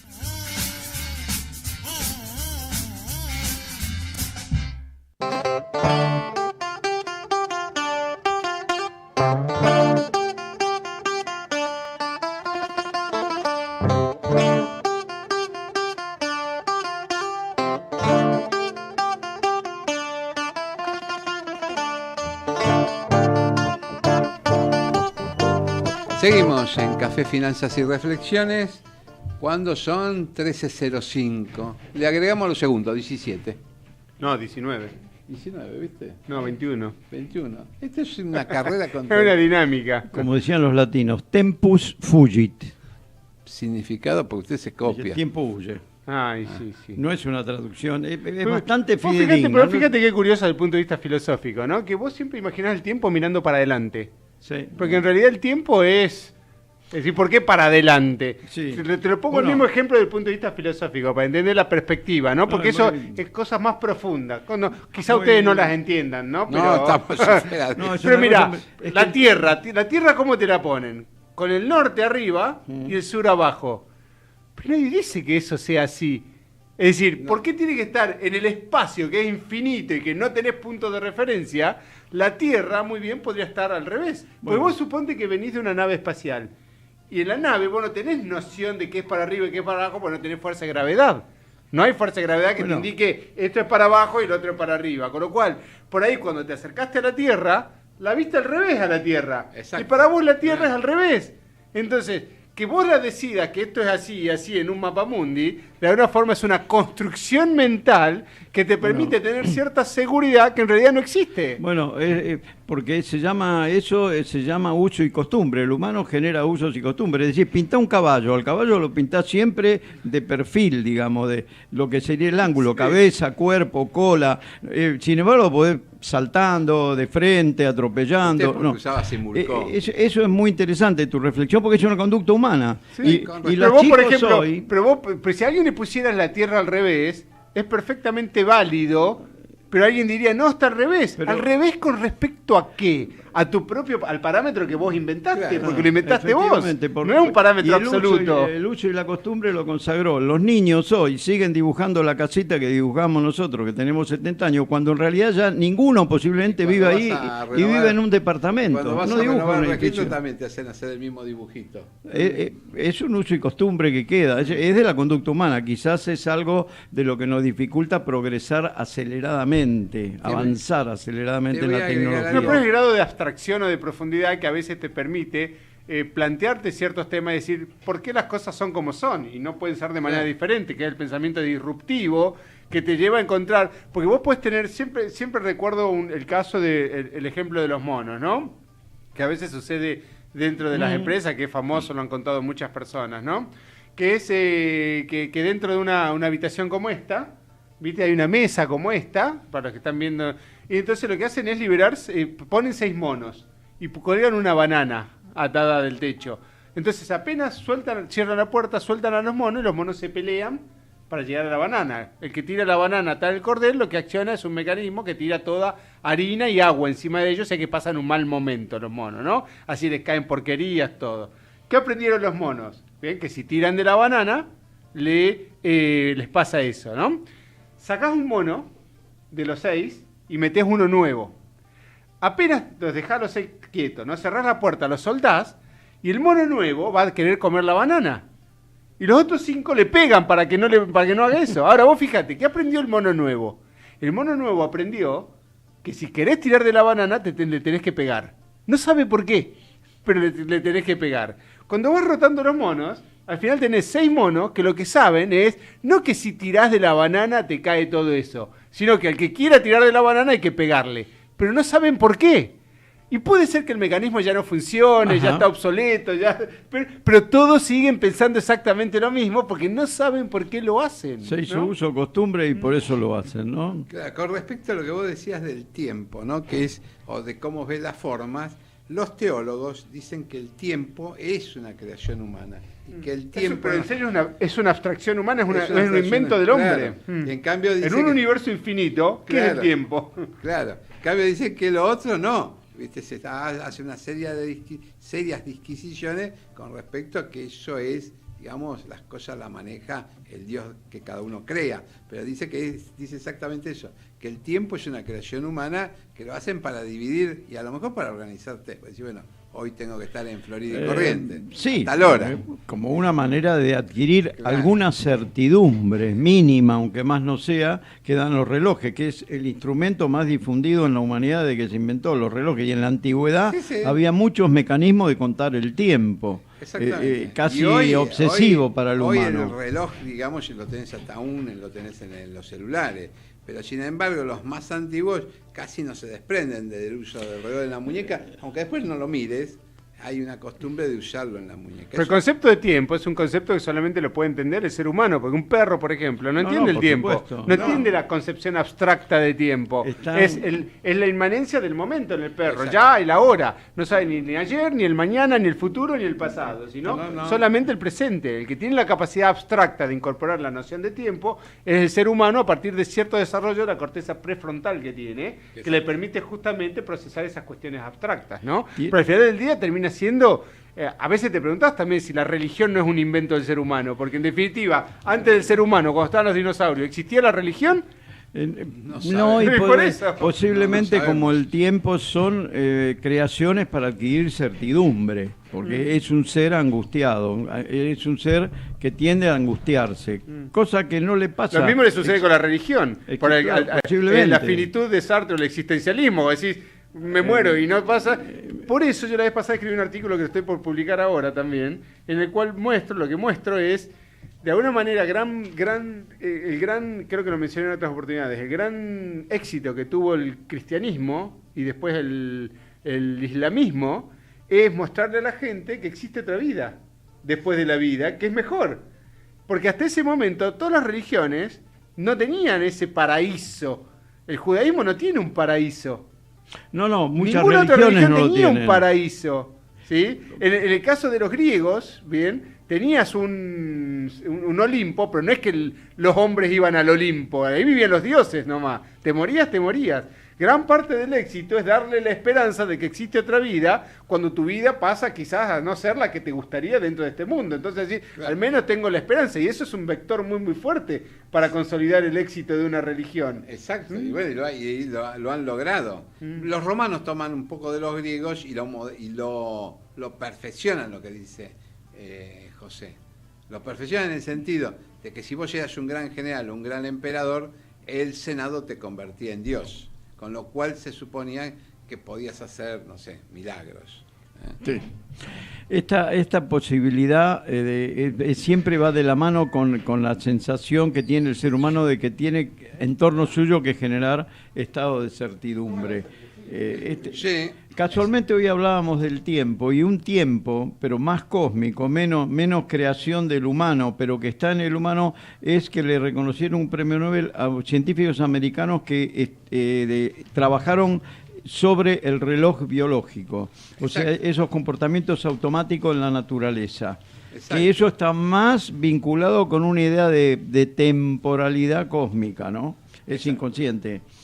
Pero ha sido motivo de premio Nobel ahora. Creo que el último premio Nobel de Medicina es para 2 americanos que trabajaron sobre el reloj biológico. Por otro lado, entrando en temas más terrenales o no tan terrenales, dice, un tema está relacionado con el ex jefe de la FIP, que se va a tratar en el juicio oral, un tema importante. Doctor, le paso el chivo, que mañana tenemos una exposición con el profesor Julián Siri en la Universidad del SEMA. Vamos a hablar ¿A qué hora? Sobre opciones, a las 12:30, si mal no recuerdo. Ujú. Así que si quieren ir a una presentación en la cual no van a entender nada, con mucho gusto son bienvenidos. ¿Nosotros o Julián Siri? No, ustedes. Yo estoy saliendo del abaco y estoy entrando en la... pasivas, volatilidad realizada, volatilidad esperada, índice VIX, riesgo, etcétera, cosas de ese tipo que no le interesan a nadie, pero bueno, las tenemos que hacer. Allí estaremos y te torturaremos con todas las aclaraciones. No, para eso está Siri. Sí, es pobre. ¿Por qué? ¿Porque es menor que vos? No, porque es mayor que vos, Siri. Sí, es mayor, tiene 20 años más que yo. Ah, bueno, aquí 12:30 en la UCEMA. En la UCEMA, exactamente. ¿Aula? ¿Cómo? ¿Qué aula? No, pero ahí le van a indicar. No, está en todo preparado. Entran por Córdoba y hay un Córdoba al 300 y ahí están puestos los seminarios. ¿Qué es un seminario? Es un seminario de finanzas, sí. ¿Y ahí qué exponen? ¿Papeles de trabajo? Claro, papers. exactamente, papers publicados. Más investigaciones en curso. ¿Más las investigaciones en curso? Claro, exactamente. Está bueno eso, ¿eh? Sí. Bueno, ¿y con eso piensan ganar el premio Nobel? No. Le sigo hablando de los premios Nobel, ¿sí? Habíamos dicho que lo teníamos en este caso a el tema de las finanzas corporativas, a Rajan, a Jensen y Myers, ¿no? Sobre todo por el tema, y habíamos hecho un paralelo a lo que es la deuda como disciplinador dentro de las empresas, y en general también habíamos extendido, no es que ellos lo hayan tratado este tema, pero cómo el crédito hipotecario ayuda a organizar una sociedad, a darle estabilidad a una sociedad, ¿sí? Y los dos últimos temas en los cuales eventualmente se puede llegar a premiar en este año el Nobel de Economía es el estudio de las recesiones y el desempleo, es decir, cómo impacta las recesiones y el desempleo. En este caso tenemos a Robert Hall, si mal no recuerdo, que es de Stanford, bien, y que tiene una publicación en 2014, cuantificación del daño duradero en la economía de Estados Unidos de la crisis financiera, o sea, los efectos de largo plazo, no tanto los de corto. ¿Cuál es un efecto? Pongamos, por ejemplo, lo que puede haber sucedido en Argentina con la educación. Un efecto de corto plazo, que los alumnos no tienen clase. Un efecto de largo plazo, es que quizás perjudican su capacidad de obtener en el futuro aprendizaje y sus habilidades laborales y profesionales, ¿no? Entonces, es muy difícil a veces cuantificar consecuencias de largo plazo, porque primero, no tenés el tiempo suficiente para hacer las investigaciones, y segundo, a veces no contás con los datos, pues están muy sucios. ¿Y cómo sabés si esto fue culpa de esto, o culpa de esto otro, o consecuencia de esto, o consecuencia del otro, ¿no? Pasan tantas cosas al mismo tiempo que vos no sabés después si tu población no es educada, es si por tenés malos profesores, si porque tenés muchas crisis, si porque tenés inflación, si porque tenés problemas de alimentación. Y el último punto es un candidato póstumo, William Baumol, y la teoría de la enfermedad del coste, que en este caso sonó con mucha firmeza en premiaciones anteriores, pero ya falleció. Pero falleció en mayo de este año, con lo cual no sé cuál será el reglamento exacto, ¿no? La viuda. Sí. Exactamente, pero no, porque supuestamente no se le da a economistas que hayan fallecido. No es tanto de quién lo recibe, sino el hecho de que esté vivo o no esté vivo, es decir, pero a partir de qué momento, ¿no? Y en este caso lo que tiene Baumol es la importancia crítica de por qué el costo de los servicios, desde un corte de pelo hasta, por ejemplo, educación dentro de una universidad, aumenta el precio o el costo más rápido que el de los bienes. O sea que de alguna forma tiene una mayor rapidez hacia su incremento. ¿Bien?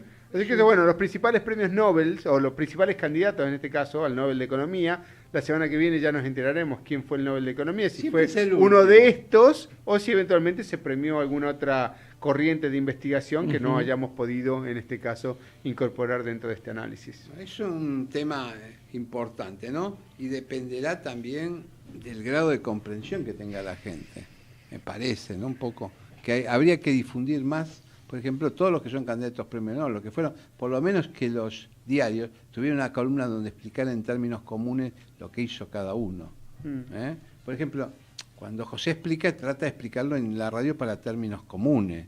Los mismos que los diálogos imaginarios que hace de Pablo en La Nación los domingos con algún economista, que en este caso ya no existe, son diálogos imaginarios, pero aclaran conceptos que si no a la gente le suenan como raros cuando los ve escritos. Eso es tan importante eso. Y vuelvo a insistir, la incorporación de materias en las carreras afines debe ser un tema de la educación futura. Tienen que incorporarse en todas las carreras y incorporarse todas aquellas materias que ligan con una carrera igual o parecida, digamos. Por ejemplo, en la abogacía, economía y matemáticas serían materias que habría que incorporar, y más derecho en las carreras de ciencias económicas. Pero fíjate lo que dice Federico Álvarez Castillo. Recompró una marca, etiqueta negra, vamos a decir, pues total recompran la marca. A mí me gustaban nada más que por los autos que exhibían, los antiguos, o los clásicos. Y por otro lado invirtió $30 millones en la recompra de la marca. Tema, digamos, de inversión riesgosa, digamos, recomprar una marca. Pero por otro lado, mirá lo que dice, al país lo manejan los peores del grado. ¿Lo manejaban? ¿Lo manejaban los peores del grado? No dice lo manejan, lo manejaban. Lo manejaban los peores del grado. Me corregiste. Buena vista. Tenga cuidado, Corrado, con las cosas que dice. Claro, ahí está. Ahí tenés un tema bien de análisis político. Mira, te cuento algo. Anoche fue una participación de alguien que ha tenido la cortesía de hablar con nosotros en muchas oportunidades, que es Javier Milei, economista, ¿no? Y estuvo en un programa de América, Polémica en el Bar, que es un programa que yo nunca veo, la verdad no es que me llama, pero justo lo enganché y estaba él. Y cuando está él a mí me cae bien, entonces es una persona con la cual comparto muchas inquietudes. Y hoy se viralizó una frase que dijo ayer, que la verdad que está muy buena, ¿no? Independiente. Estaba el periodista Chiche Hellblum, y en un momento parece que estaba explicando algo Milei, y Hellblum le dice, cuando Milei explica no se entiende un carajo, así literal, ¿no? Dijo, ¿no? Y Milei le respondió, Chiche, no le pongas tu techo intelectual a la gente. Como buenísimo eso. Qué bárbaro. Y se viralizó. Realmente hoy lo que vi en el Twitter y en todas las redes sociales fue impresionante cómo se viralizó esa frase. Y yo creo que de alguna manera tiene un significado mucho más profundo, ¿no? Porque más profundo, pero no en este caso en particular, sino que muchos dirigentes políticos le han puesto su propio techo intelectual a la gente, al común de la gente en el país durante los últimos 50, 70 años. No, el hecho de que alguien sea un dirigente político sea limitado no implica que toda la gente sea limitada, ¿no? Pero de alguna manera le pone su techo intelectual a la gente, ¿no? Y eso que vos decís, que el techo intelectual de la gente era otro, lo demuestra que cuando van a la elección y se ve en los momentos en que se va a la elección y hay una fuga de votos respecto de ese dirigente que había puesto un techo bajo intelectual, la gente lo superó, lo eludió y votó. La gente se da cuenta. Se da cuenta y vota otras opciones. Vota de acuerdo a su... es decir, porque si no, con ese criterio seguiríamos con muchos de los problemas que hemos tenido a lo largo de los últimos 70 u 80 años, ¿no? Efectivamente. Sí. Bueno, el mercado volvió a subir sus expectativas inflacionarias. Un dato o un informe que es de mucha utilidad y que publica el Banco Central es el REM, que es el relevamiento de expectativas del mercado, ¿no? Y publicó el día de ayer el relevamiento correspondiente al mes de septiembre. ¿De qué se trata este relevamiento? Lo que hace es consultar a los principales economistas, a los principales analistas, a los principales consultores, a ver cuáles son sus predicciones, cuáles son sus modelos, cuáles son sus estimaciones sobre qué va a pasar con la inflación, sobre qué va a pasar con el tipo de cambio y qué va a pasar con la tasa de interés. Y las respuestas en este caso son que la inflación para este año terminaría en aproximadamente 22%. Recordemos que el año pasado había llegado casi a 39% en el año, ¿bien? Pero de que a su vez ese 39 venía el año anterior, que si mal no recuerdo había sido 27%. O sea, este año terminaríamos con 22%. El año que viene, 2018, tendríamos una inflación anual de 15.8%, 16%. Lo redondeamos en 16%. Tendríamos una inflación del 16%. Y el consenso, o el promedio, es que para el año 2019 tendríamos una inflación anual del 11%. O sea, estaríamos hablando de una inflación de 11, bajar del 22 en 2 años a la mitad eventualmente. Y lo que es el tipo de cambio, a diciembre de 2017 terminaría en 18.1, bien, está en 17.5, recordemos ahora aproximadamente, terminaría en 18.1 y en el 2018 terminaría en 20.6. Esas son las predicciones que se hacen con respecto al tipo de cambio. Y finalmente la tasa de política monetaria, que es diferente de la tasa LEVAX, pero que de alguna forma están influenciadas, terminaría en el 2017 con 25.5. Recordemos que está en 26.5, ¿bien? Y terminaría en 2018 con 19.5% la tasa de política monetaria. O sea que estas serían las expectativas que tendríamos, al menos desde el relevamiento que realiza el Banco Central. De alto impacto en los créditos hipotecarios en el largo plazo, ¿no es cierto? Porque sí, pero vos recordás que el crédito hipotecario, si mal no entiendo, es UVA, o sea que es inflación, más 4%. Creo que es 4%, no estoy del todo seguro, pero es UVA más 4%. O sea que estarías hablando de una tasa implícita de interés, o sea, de una tasa para el 2019 del 15% y del 21% o 20% aproximadamente para el 2018. Quiere decir que mi sueldo debería subir más que eso. Nuestro sueldo, doctor Corrado. No, de yo me lo pago solo. Cerramos el Creo que cuando él quiere agradecer es nosotros, y cuando habla de su sueldo habla de él en singular, ¿no? No, pero cuando cerremos el programa nos vamos a ir a la dirección de la radio a hablar de nuestro sueldo, porque en función de esta información es muy tenemos importante. Que negociar, pero cuando nosotros vayamos a negociar con la radio, ¿sí? Tenemos que decirle que la inflación va a ser mucho más, digamos. Guardémonos esto en privado para no. Tenemos que manejarlo como los dirigentes gremiales. Ojalá que los de la radio, los dueños de la radio no escuchen su propia radio, si no ya se están enterando y están abriendo el paraguas, ¿no? Estaría bueno, ¿no? Por otro lado, hay reconversión de marcas. Hay un director, hay un presidente de esta radio, ¿o no? Sí, los hermanos Marbazo. Marbazo. Sí, ¿Y cuál de los dos manda más?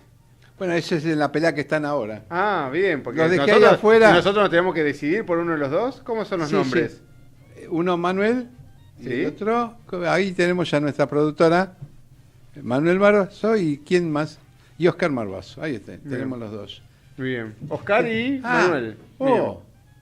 Ahí tenés, mirá, alguien que dijo que Keynes sabía poco o nada, te está llamando por teléfono. No, nosotros lo estamos llamando. Nosotros no sé. No sé, te pasaron de la producción. Sí, pero no entiendo la letra. Bueno. Acá... Puede haber habido un llamado de él. Bueno, lo vamos a tener en línea, muy posiblemente. No, mirá vos. Yo creo que, no sé, yo tengo que decir la verdad, ¿no? Creo que Milei... Creo que tiene un contacto. Habla con la productora, no sé qué pasará ahí.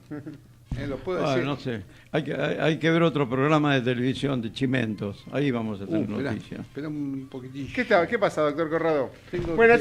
Así le dije. Y el Merval acumuló ya 13 alzas consecutivas. Ayer 1.2%. Está en los niveles más altos desde el punto de vista tanto en dólares como en pesos. Llegó a los 26.772 puntos con 97. Luego tocar un nuevo récord de 26.690 puntos. Un estado de paraíso, ¿no? Un estado paradisíaco, digamos. Sí, sobre todo para los que tienen acciones, imagínate. ¿Compraste acciones vos o no? No, yo no he comprado acciones todavía. Mirá que hay acciones que han subido en el año 200%, como Transportadora Gas del Sur, como Transportadora Gas del Norte. Es decir, hay gente que está haciendo mucho dinero en este caso, ¿eh? Muchísimo dinero, con eso voy a poder cambiarme el auto. Sí, perfecto. ¿No? Hay un tema importante. ¿Qué le está pasando desde el punto de vista técnico? Bueno, estoy tratando de hacer funcionar esto que se llama auriculares. Estoy tratando de hacerlo. Algo que se transformó, creo que se está transformando, es el fluir de gente que antes no iba a la bolsa y que no trabajaba con las acciones. Hay una modificación canales de inversión que fue la de la semana pasada. Sí, lo que lanzaron es una nueva figura, probaron una nueva figura que es el AGI, el Asesor Global de Inversiones. Que de una forma lo que va a permitir es asesorar en inversiones de activos financieros que cotizan en el exterior. Y eso de una manera generó una suerte de malestar también en lo que son los AP, que son los agentes productores, que de alguna manera han visto amenazada su profesión, su capacidad de asesorar. A ver, doctor Manano, si le puede poner en este caso. Esto generaría una gran transformación en los caminos de inversión locales. ¿Vamos al corte? Vamos corte, ahí señal.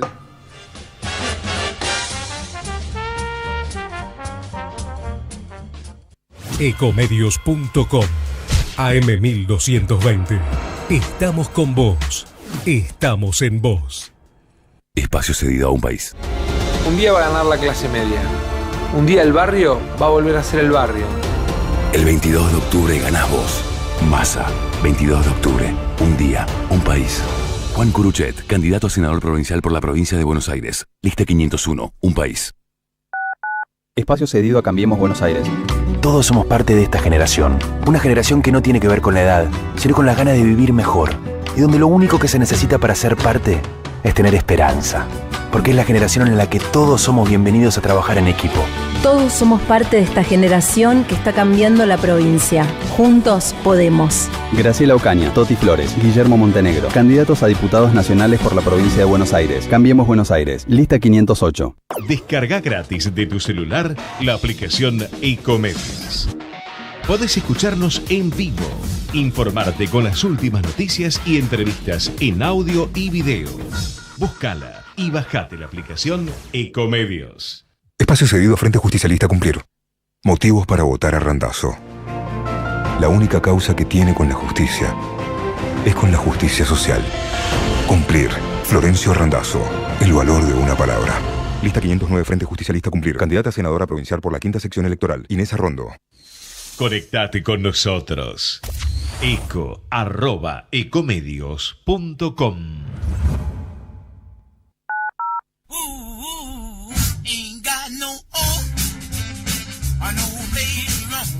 De 12 a 14, café, finanzas y reflexiones.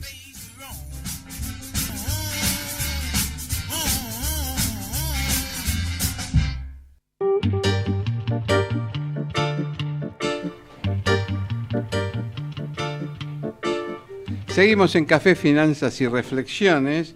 Por supuesto, son las 13:30.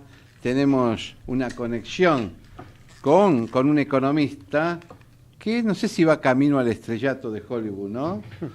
¿Cómo estás, Javier Milei? ¿Cómo estás? ¿Qué tal? ¿Cómo están, muchachos? Es un placer enorme estar hablando con ustedes nuevamente. Bueno. Javier, José te saluda. ¿Cómo estás? ¿Qué tal, José? ¿Cómo estás? Bien, qué gusto. Vos sabés que yo no veo ciertos programas de televisión, pero ayer en un momento me topé con un programa y me encontré con tu presencia y la verdad que realmente me quedé viendo y creo que después la repercusión en las redes sociales, más allá de algunos comentarios, fue muy positiva en el sentido de poder dar a transmisión algunos conceptos económicos y algunas ideas sobre las cuales se tienen algunos prejuicios, ¿no?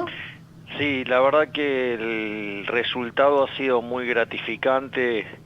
He tenido la suerte de ser contactado por un gran número de colegas que han valorado mucho el paso, dentro de ellos estás vos, José, ¿no? Sí, pero no podía ser de otra manera, sobre todo porque sos una persona que más allá del histrionismo y de la capacidad esa teatral que tenés, que respeto por tus conocimientos y por el fundamento y por la rigurosidad científica que le otorgás a tus pensamientos, así que no podía ser de otra manera. Yo creo que, digamos, afortunadamente la idea va llegando desde distintos lugares, en el sentido de aquellos que están entrenados en el arte de la economía, o sea, valoran la calidad de los argumentos.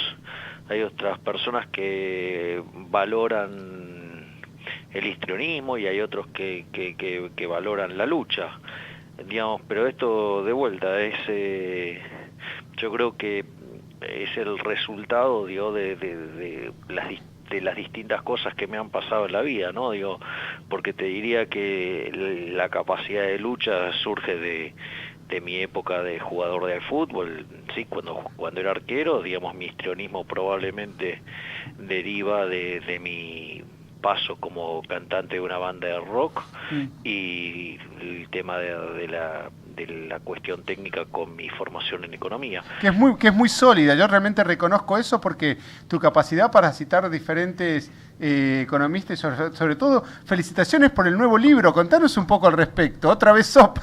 Sí, muchas gracias por mencionarlo. Te cuento básicamente de qué va el libro. El libro se llama Otra vez sopa y el subtítulo es Maquinita Infleti de Valuta. Similar al anterior, ¿no? Claro, digamos, la editorial, digamos, quería que volviéramos a reeditar Maquinita Infleti de Valuta, y con Diego Giacomini, mi coautor, socio, amigo, hermano, ¿sí? Nosotros quisimos hacer algo más potente, Salió un material de 500 hojas que puesto en formato libro eran 1000. Me dijeron, muchachos, no, esto así no funciona. Parecía la rebelión de Atlas. Claro, bueno, sí, no, pero bastante más abajo. Y después, o sea, nosotros sacamos la parte 4 y 5 y después volvimos a limpiar cosas. Quedó un material de 200 hojas que formato libro son 416. Y básicamente el libro tiene 3 partes. Tiene un marco normativo donde nosotros explicamos nuestra forma de ver la economía y explicamos que no es que ni somos genios ni tenemos la bola de cristal, solamente que hemos adherido a un marco analítico muy riguroso que no es ni más ni menos que una mixtura entre la potencia formal y empírica de la Escuela de Chicago con el marco analítico y conceptual de la Escuela Austríaca, y esa conjunción te da un herramental que casi como que se vuelve obvia la economía, entonces eso ayuda mucho. Entonces nosotros en la primera parte del libro explicamos eso, en la segunda parte hacemos una aplicación histórica, que es el caso del cepo, desde su imposición hasta su salida y la evaluación un año después, y en la parte 3, que probablemente sea la más rica de todas, es la que tiene que ver con nuestras recomendaciones de política económica, es decir, no solo somos críticos, sino que además recomendamos qué hacer y lo fundamentamos. Y que eso es muy importante, porque hay mucha gente que se detiene solamente en la recomendación o en contar el partido, pero cuando a veces le pregunta, y bueno, pero ¿cuál es tu sugerencia? Y en algunos casos responden, bueno, no es mi trabajo hacer sugerencias, yo solo comento el partido, pero en el caso de ustedes, lo que están proponiendo es también una posible solución, ¿no? Sí, nosotros, digamos, hacemos esto de dar las propuestas y básicamente de ahí surge también el título del libro, ¿no? Porque nosotros consideramos que el eje central de los problemas de Argentina tiene que ver con su descarriada política fiscal. Hoy, digamos, si uno toma el desequilibrio fiscal entre nación, provincias, municipios, que esos son 9 puntos del PBI, y el buraco financiero que genera las LEVAX, que son 2 puntos más, esos son 11 puntos del PBI. Y básicamente es un nivel de déficit fiscal parecido al que tuvimos en el momento que estalló la tablita cambiaria en el año 82, con lo cual si no se avanza rápidamente en un ataque al déficit fiscal, pero además con baja de impuestos, es decir, con lo cual una drástica caída del gasto público, si nos cortan el financiamiento externo nos vamos de cara a una piña.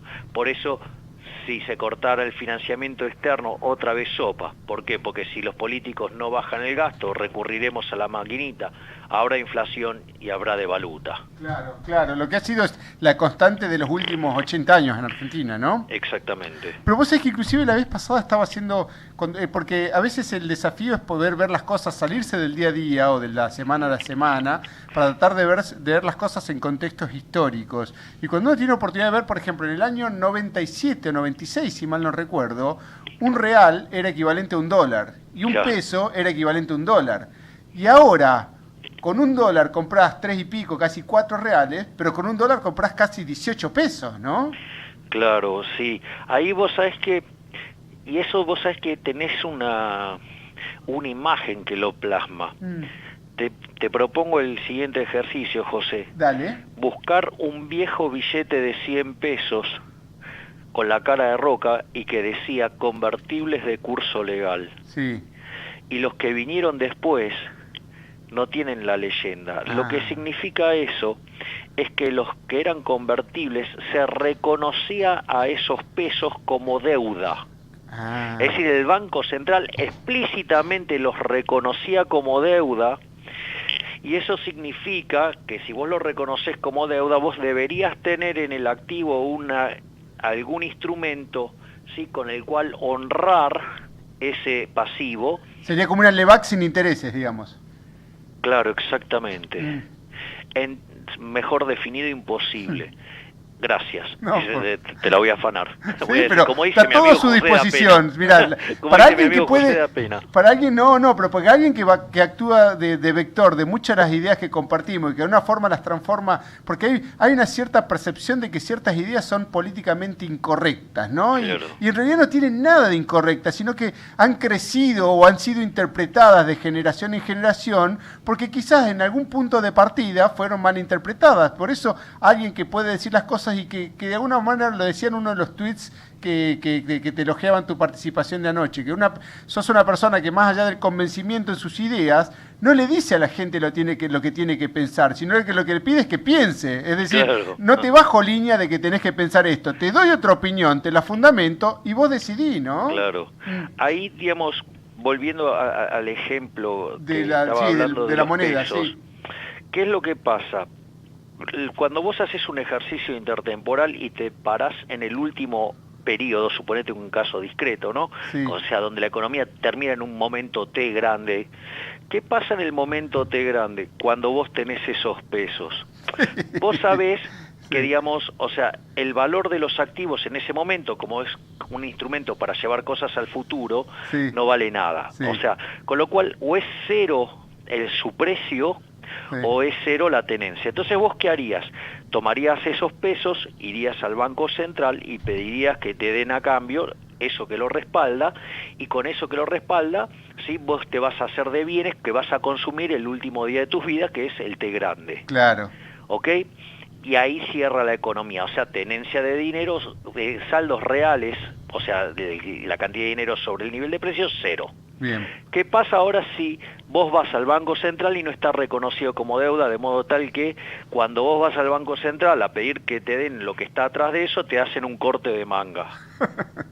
Sí. Obviamente... Es un poco fuerte, sí, por eso, pero justamente refleja la fuerza del argumento también. Claro, entonces ¿qué pasa? Vos vas a tener ese billete y vos sabés que, el valor real tiene que ser cero, por ende el precio es infinito. Por eso cuando se salió de la convertibilidad y eso se borra, ¿sí?, del billete, la consecuencia, vos sabés que el nivel de precios va a ser más alto. Claro. Es decir, en el fondo, haber sacado esa consigna del billete, es decir, te declaro un default permanente, un default perpetuo, es decir, de largo plazo los precios tenderán a infinito. Claro, pero te hago de abogado del diablo. En ese sentido, los dólares estadounidenses no tienen una leyenda similar, ¿o sí? Ah, ¿no? Ah, bien. Fíjate que dice this note. Sí.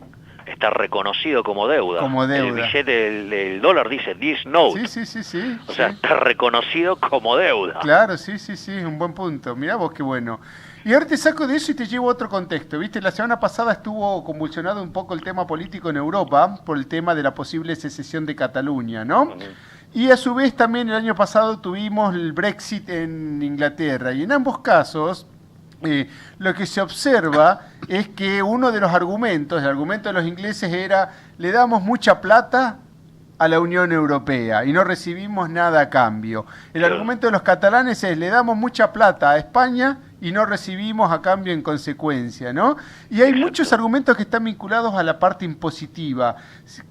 ¿Te da la sensación de que hay una rebelión a nivel mundial o algún principio que está vinculado al tema de los impuestos y el gasto público? ¿O es solamente una coincidencia como puede haber sido en su momento la Revolución Francesa, que también fue por motivos impositivos? No, yo creo que justamente la gente empieza a tomar conciencia que la redistribución del ingreso, que acá se llama justicia social, también, antes también se llamaba así, pero después de los textos de Hayek dejaron de enarbolar esa bandera estúpida. O sea, solo en países retrógrados, envidiosos como Argentina se mantiene el concepto. Se dan cuenta que los sistemas impositivos son una estafa. Para que te des una idea, ¿no? Y a mí, porque en el caso de Cataluña aporta 100 y por cada 100 que aporta recibe 94. Sí. Pensá el caso de la provincia de Buenos Aires, que aporta 40 y le devuelven 26. Justo te iba a decir lo mismo, ¿no? A partir de este reclamo que está haciendo la gobernadora Vidal en términos de su participación a la renta nacional? Yo, si fuera gobernador de la provincia de Buenos Aires, dado las consignas que... Vos sabías, no sé si lo sabés, esto yo me lo enteré en un reportaje que le hice a Santiago Montoya. Vos sabés que la provincia de Buenos Aires tiene, por uno de los pactos que integran la Constitución, tiene la facultad de tener hasta su propio ejército. Con lo cual, si yo fuera gobernador de la provincia de Buenos Aires, declaro la independencia con respecto a la Argentina. Claro. O sea, porque claramente... esto no quiere decir que yo esté avalando, digamos, ni lo que hace Vidal, ni lo que hizo Scioli, ni los desastres que vienen haciendo sistemáticamente cada uno de los gobernadores que pasaron. Ahora, a la provincia de Buenos Aires la están fundiendo el resto de las provincias. Claro, claro. Es decir, lo que están haciendo en materia, y nadie quiere sacar los pies del plato, y eso se tiene que aprobar con mayoría absoluta. Con lo cual, si yo fuera gobernador de la provincia de Buenos Aires, plantearía, digamos, la separación de Buenos Aires del país. Claro, claro, que es lo mismo que de alguna manera está planteando Cataluña de España, España, es lo que está planteando, ¿no? Cataluña, o sea, y es más, Cataluña entró haciendo un argumento como la del País Vasco. Claro, porque ese es otro punto. El País Vasco fue, inclusive a través de su método violento, que fue la guerrilla, ¿no? Que mal no recuerdo, creo que era la ETA, ¿sí? Exacto. Fue en su momento uno de los más violentos en términos secesionistas, con lo cual si Cataluña decide independizarse, el que le sigue ahí, el que está esperando, el que está asomando la cabeza por encima de la tapia es el País Vasco. Pero yo, digamos, o sea, creo que en la medida que la gente vaya tomando conciencia que estos sistemas verdaderamente son una máquina de producción de burocracia para mantener un conjunto de parásitos inútiles, ¿sí?, que solo pueden justificar su presencia dañando a la sociedad, echándole la culpa a otro y proponerse como solución del daño que ellos mismos causaron, ¿sí? Digo, qué sé yo, que es un ejemplo bien emblemático, digamos, la señora Cristina Fernández de Kirchner, ¿no? La Pinocho de Tolosa, o la bipolar de Tolosa, como quieras decirle, digamos, la sodomita del capital, sí, digamos, o sea, ella, digamos, hizo un montón de daño, sí, digamos, dejó la economía al borde de un estallido y ella se propone como solución cuando fue ella la que generó el problema, ¿no? Claro, bueno, claro. Esto es igual, o sea, los tipos agarran, te insertan un problema para después venderte la solución cuando el problema mismo son ellos. Claro, pero ¿cómo haces para resolverlo desde el punto de vista político? Porque eso sería como en una empresa que yo me dé cuenta de que yo soy el problema y yo tengo la decisión de echarme a mí mismo, pero No, bueno, de alguna manera nunca me voy a echar yo solo, ¿no? Bueno, es lo mismo que pasa con el tema de la reforma tributaria. Sí. Si vos recordás, yo muchas veces he señalado que la propuesta de reforma tributaria iba a ser una farsa. Sí. Y cuando vos mirás el presupuesto de este año te das cuenta que es una farsa. ¿Por qué? Porque te bajan 0,2% del PBI la presión fiscal, o sea, de cada 1.000 pesos te devuelven 2, o sea, nada. Entonces, fíjate esto, ¿por qué yo he sostenido esto? ¿Y qué le pegué? ¿Porque soy un mago? No, le pegué porque leo a Rothbard, entre otras cosas, y dice Rothbard, la sociedad se separa en dos. Entre los que nos rompemos el lomo laburando y garpamos impuestos y sostenemos a los parásitos de la corporación política, y la corporación política, un conjunto de parásitos que vive de robarle, ¿sí?, a la población sus ingresos mediante una fuente coactiva que se llama impuestos, por eso se llaman impuestos. Claro. Si no se llamarían contribuciones, o se llamarían voluntarios, no sé, algún nombre distinto, pero no, se llaman impuestos. Es decir, esto, digo, a ver, Al Capone, digamos, era un delincuente, digamos, era un traficante, un asesino, todo, fue preso por no pagar impuestos. Claro, sí. ¿Okay? Sí, Digo, sí. No, y de alguna manera la delincuencia también, es decir, la vez pasada leí en La Nación de que más o menos en la delincuencia se lleva entre robar y todo, $1.200 millones. Yo creo que el monto es mucho mayor, pero supongamos que fuera correcto. Ese es un impuesto que te lo cobra la delincuencia. Bueno, exacto, pero vos fíjate que ese impuesto, digamos, es mucho menor que el que te roba el fisco. O sea, porque la diferencia con un ladrón normal, común y corriente, el ladrón común y corriente te ataca aleatoriamente. Sí, o sea, no es sistemático, digamos, claro. En cambio, el robo estatal, ¿sí?, la violencia estatal, es sistemática. Es decir, cada vez que vos comprás algo, el Estado te afana 50% vía impuesto del bien que tomes dando vuelta, ¿sí? Vos generás un mango de ganancia, ¡pum!, te anotó 35, y todo así. Claro. Es decir, ese es robo sistemático. Es decir, cuando yo, digamos, el otro día Giacomini puso una foto de tremenda 4x4 de origen alemán de 3 letras, sí, que le sacó el fisco este año. O sea, la puso en un, o sea, la contabilizó como hacen los sojeros que dicen tantas toneladas de soja. Exacto. Mira. Entonces, digamos, y aparte vos decís, bueno, ok, supongamos que, no sé, por alguna cuestión, digamos, estoy dispuesto a ceder estos recursos porque me van a dar bienes públicos. ¿Qué bienes públicos me dan? Si todos los bienes públicos que me dan son una basura. O sea, los hospitales son un desastre, la educación es una porquería. Si todo lo que me da el Estado es malo. Es decir, eso sí, pero tenemos los políticos más ricos y más caros del mundo. El otro día basaron cuánto cuesta cada diputado. Sí. ¿Sí? Entonces, por ejemplo, un diputado que está en Nueva York, por ejemplo, le cuesta al Estado $1 millón al año, que era de los más caritos. Sí. ¿Sabes cuánto cuesta una de las mierdas esas que nosotros tenemos ahí en ese edificio tan pomposo? ¿El del Congreso? Sí, ese. Sí. $3 millones. ¿Por año? Por año. Y tenemos más, ¿no? Pero obvio. O sea, en cantidad de legisladores por cada 1000 habitantes tenemos más, si mal no tengo obvio, entendido, claro, ¿no? Pero aparte, encima no solo que son caros, sino que además son idiotas entusiastas. Sí, porque una vez leí eso, ¿no? Peor que un idiota es un idiota con iniciativa. Claro, exacto, porque por lo menos, si son una manga de parásitos inservibles, por lo menos que se queden en su casa y no hagan nada. Claro. ¿Me entendés? Porque aún con lo caro que son, saldrían baratos, pero no.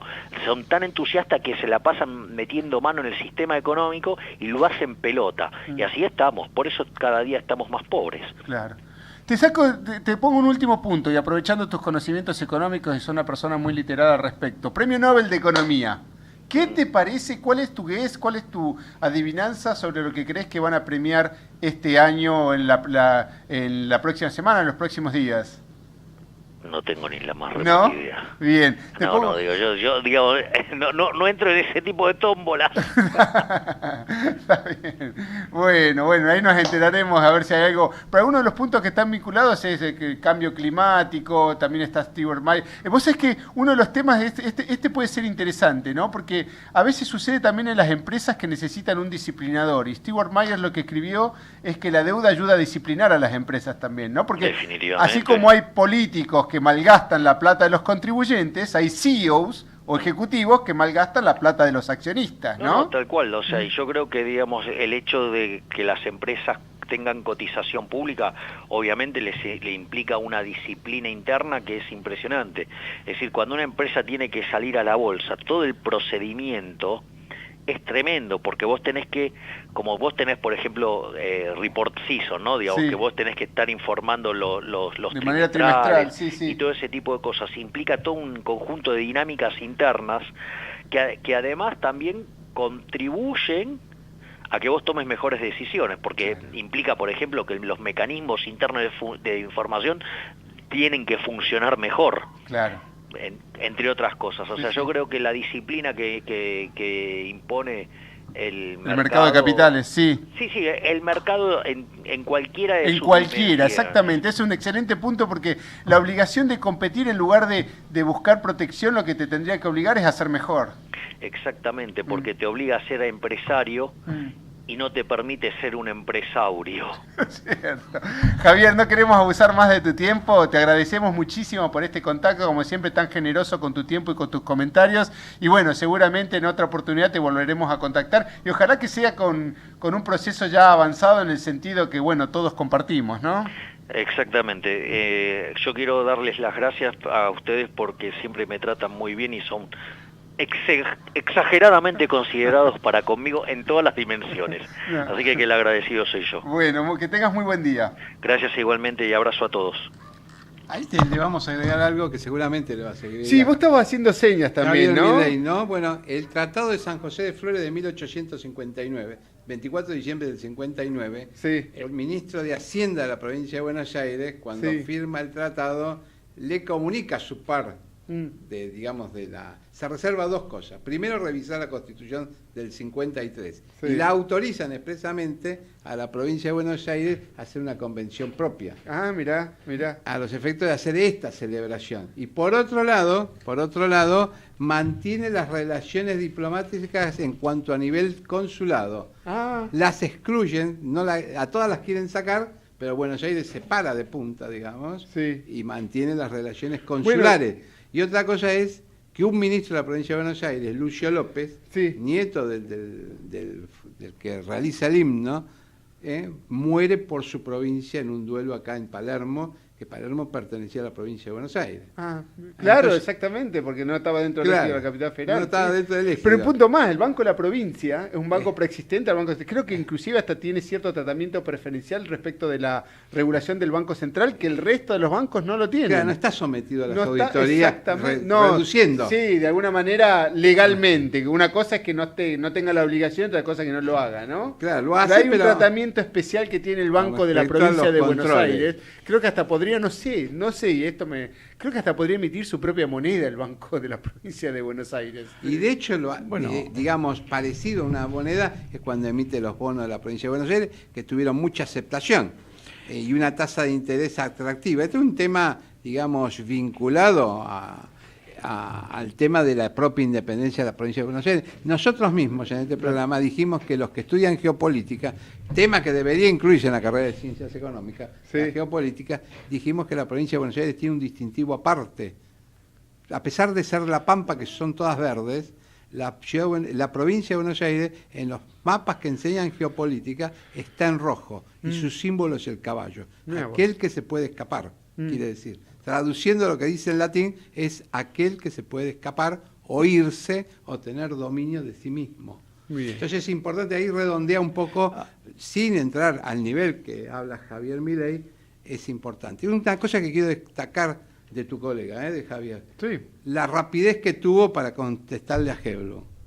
Sí, y eso es, a un Helblum una extrema inteligencia. Nadie contesta tan rápido y da vuelta a la situación, o le invierte, como hablan los que hacen metafísica, es invertir la situación o polarizar la situación, no lo hace tan rápido, sino es muy inteligente. Respecto de alguien y frente a alguien, con la gimnasia de medios que tiene Helblum, ¿no? Exactamente. Es un hombre que se ha criado, se ha hecho en los medios.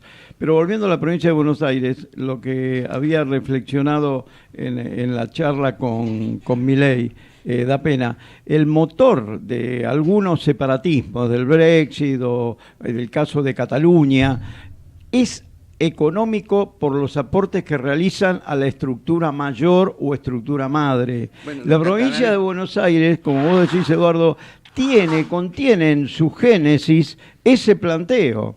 Ese planteo que es decir, se va a fundar la República Argentina sobre mis arcas en gran medida. Había una percepción de que era así y se habían puesto esos alertas amarillos, estas excepciones para la provincia de Buenos Aires respecto al resto de las provincias. Y hoy un tema no menor, es no menor. Y hoy, tomando algo del pensamiento político de Duhalde, se coincida o no con él, respecto de geopolítica, él pensaba que la provincia de Buenos Aires estaba como sobredimensionada, políticamente hablando, respecto del resto del país, y que era poco conveniente que siguiera en ese estado. Por eso él procura dividir los municipios, digamos, algunos de los grandes municipios. Pero una forma de reducir el poder político es fraccionar las unidades políticas. Por ejemplo, California en Estados Unidos es el estado más grande, es decir, realmente es más grande que muchos países. Creo que si lo pusieran en escala por el término PBI sería la novena, la décima o la undécima economía del mundo. California, un estado de Estados Unidos. Sí. Y por otro lado tenés Texas, que es un estado que siempre ha sido separatista también, siempre ha tenido su propia...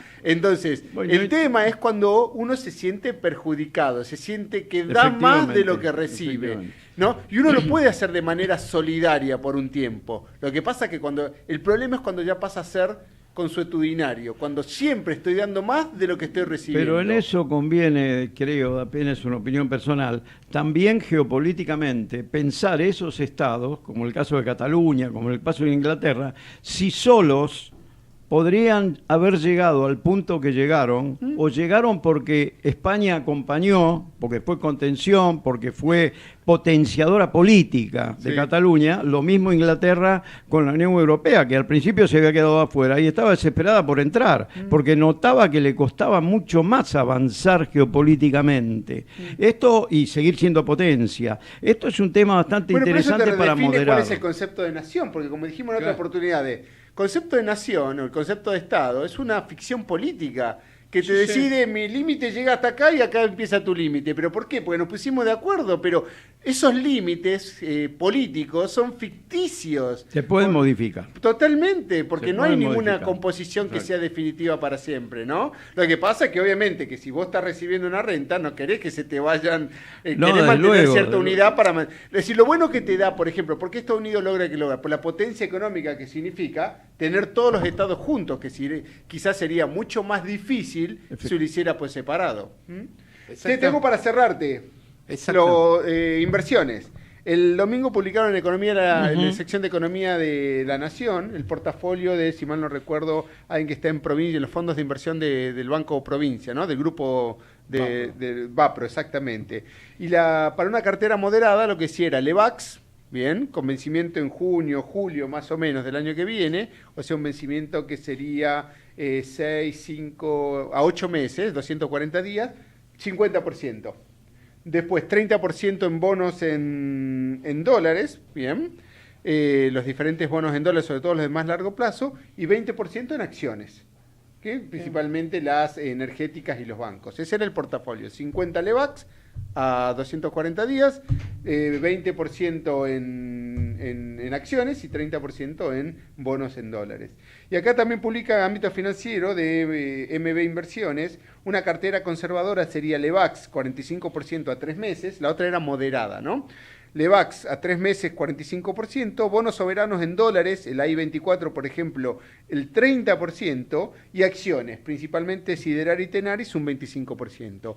Y si quisieras ir hacia una cartera más agresiva, o sea, si querés más apetito por el riesgo, querés tomar más riesgo, tendrías 70% en acciones, Banco Patagonia, Bolt, Grupo Concesionario del Oeste, YPF, 20% en Levac a 4 meses, o sea, bajarías de 45 a 20 con respecto a la otra cartera y subirías las acciones de 25 a 70 con diferente combinación, y bonos soberanos en dólares un 10%, por ejemplo, el DICAP. Bueno, DICAP, que mañana seguramente en la charla financiera que van a dar... no, de eso no vamos a hablar, ¿eh? No importa, no. Te van a preguntar. Vamos a ir nosotros a preguntar expresamente eso. El doctor Dapena y Julián Siri van a dar una charla 12:30 en la sede de la UCEMA, ahí en Córdoba 374. A todos les recomendamos leer Historia Argentina, especialmente los pactos que hablaba Milei. Por supuesto, tiene sus propios admiradores, pero les recomiendo, hay que leer el Pacto de San José de Flores y el Tratado del Pilar de 1820, que se firmó ahí justito en el centro de Pilar. Con eso nos vamos.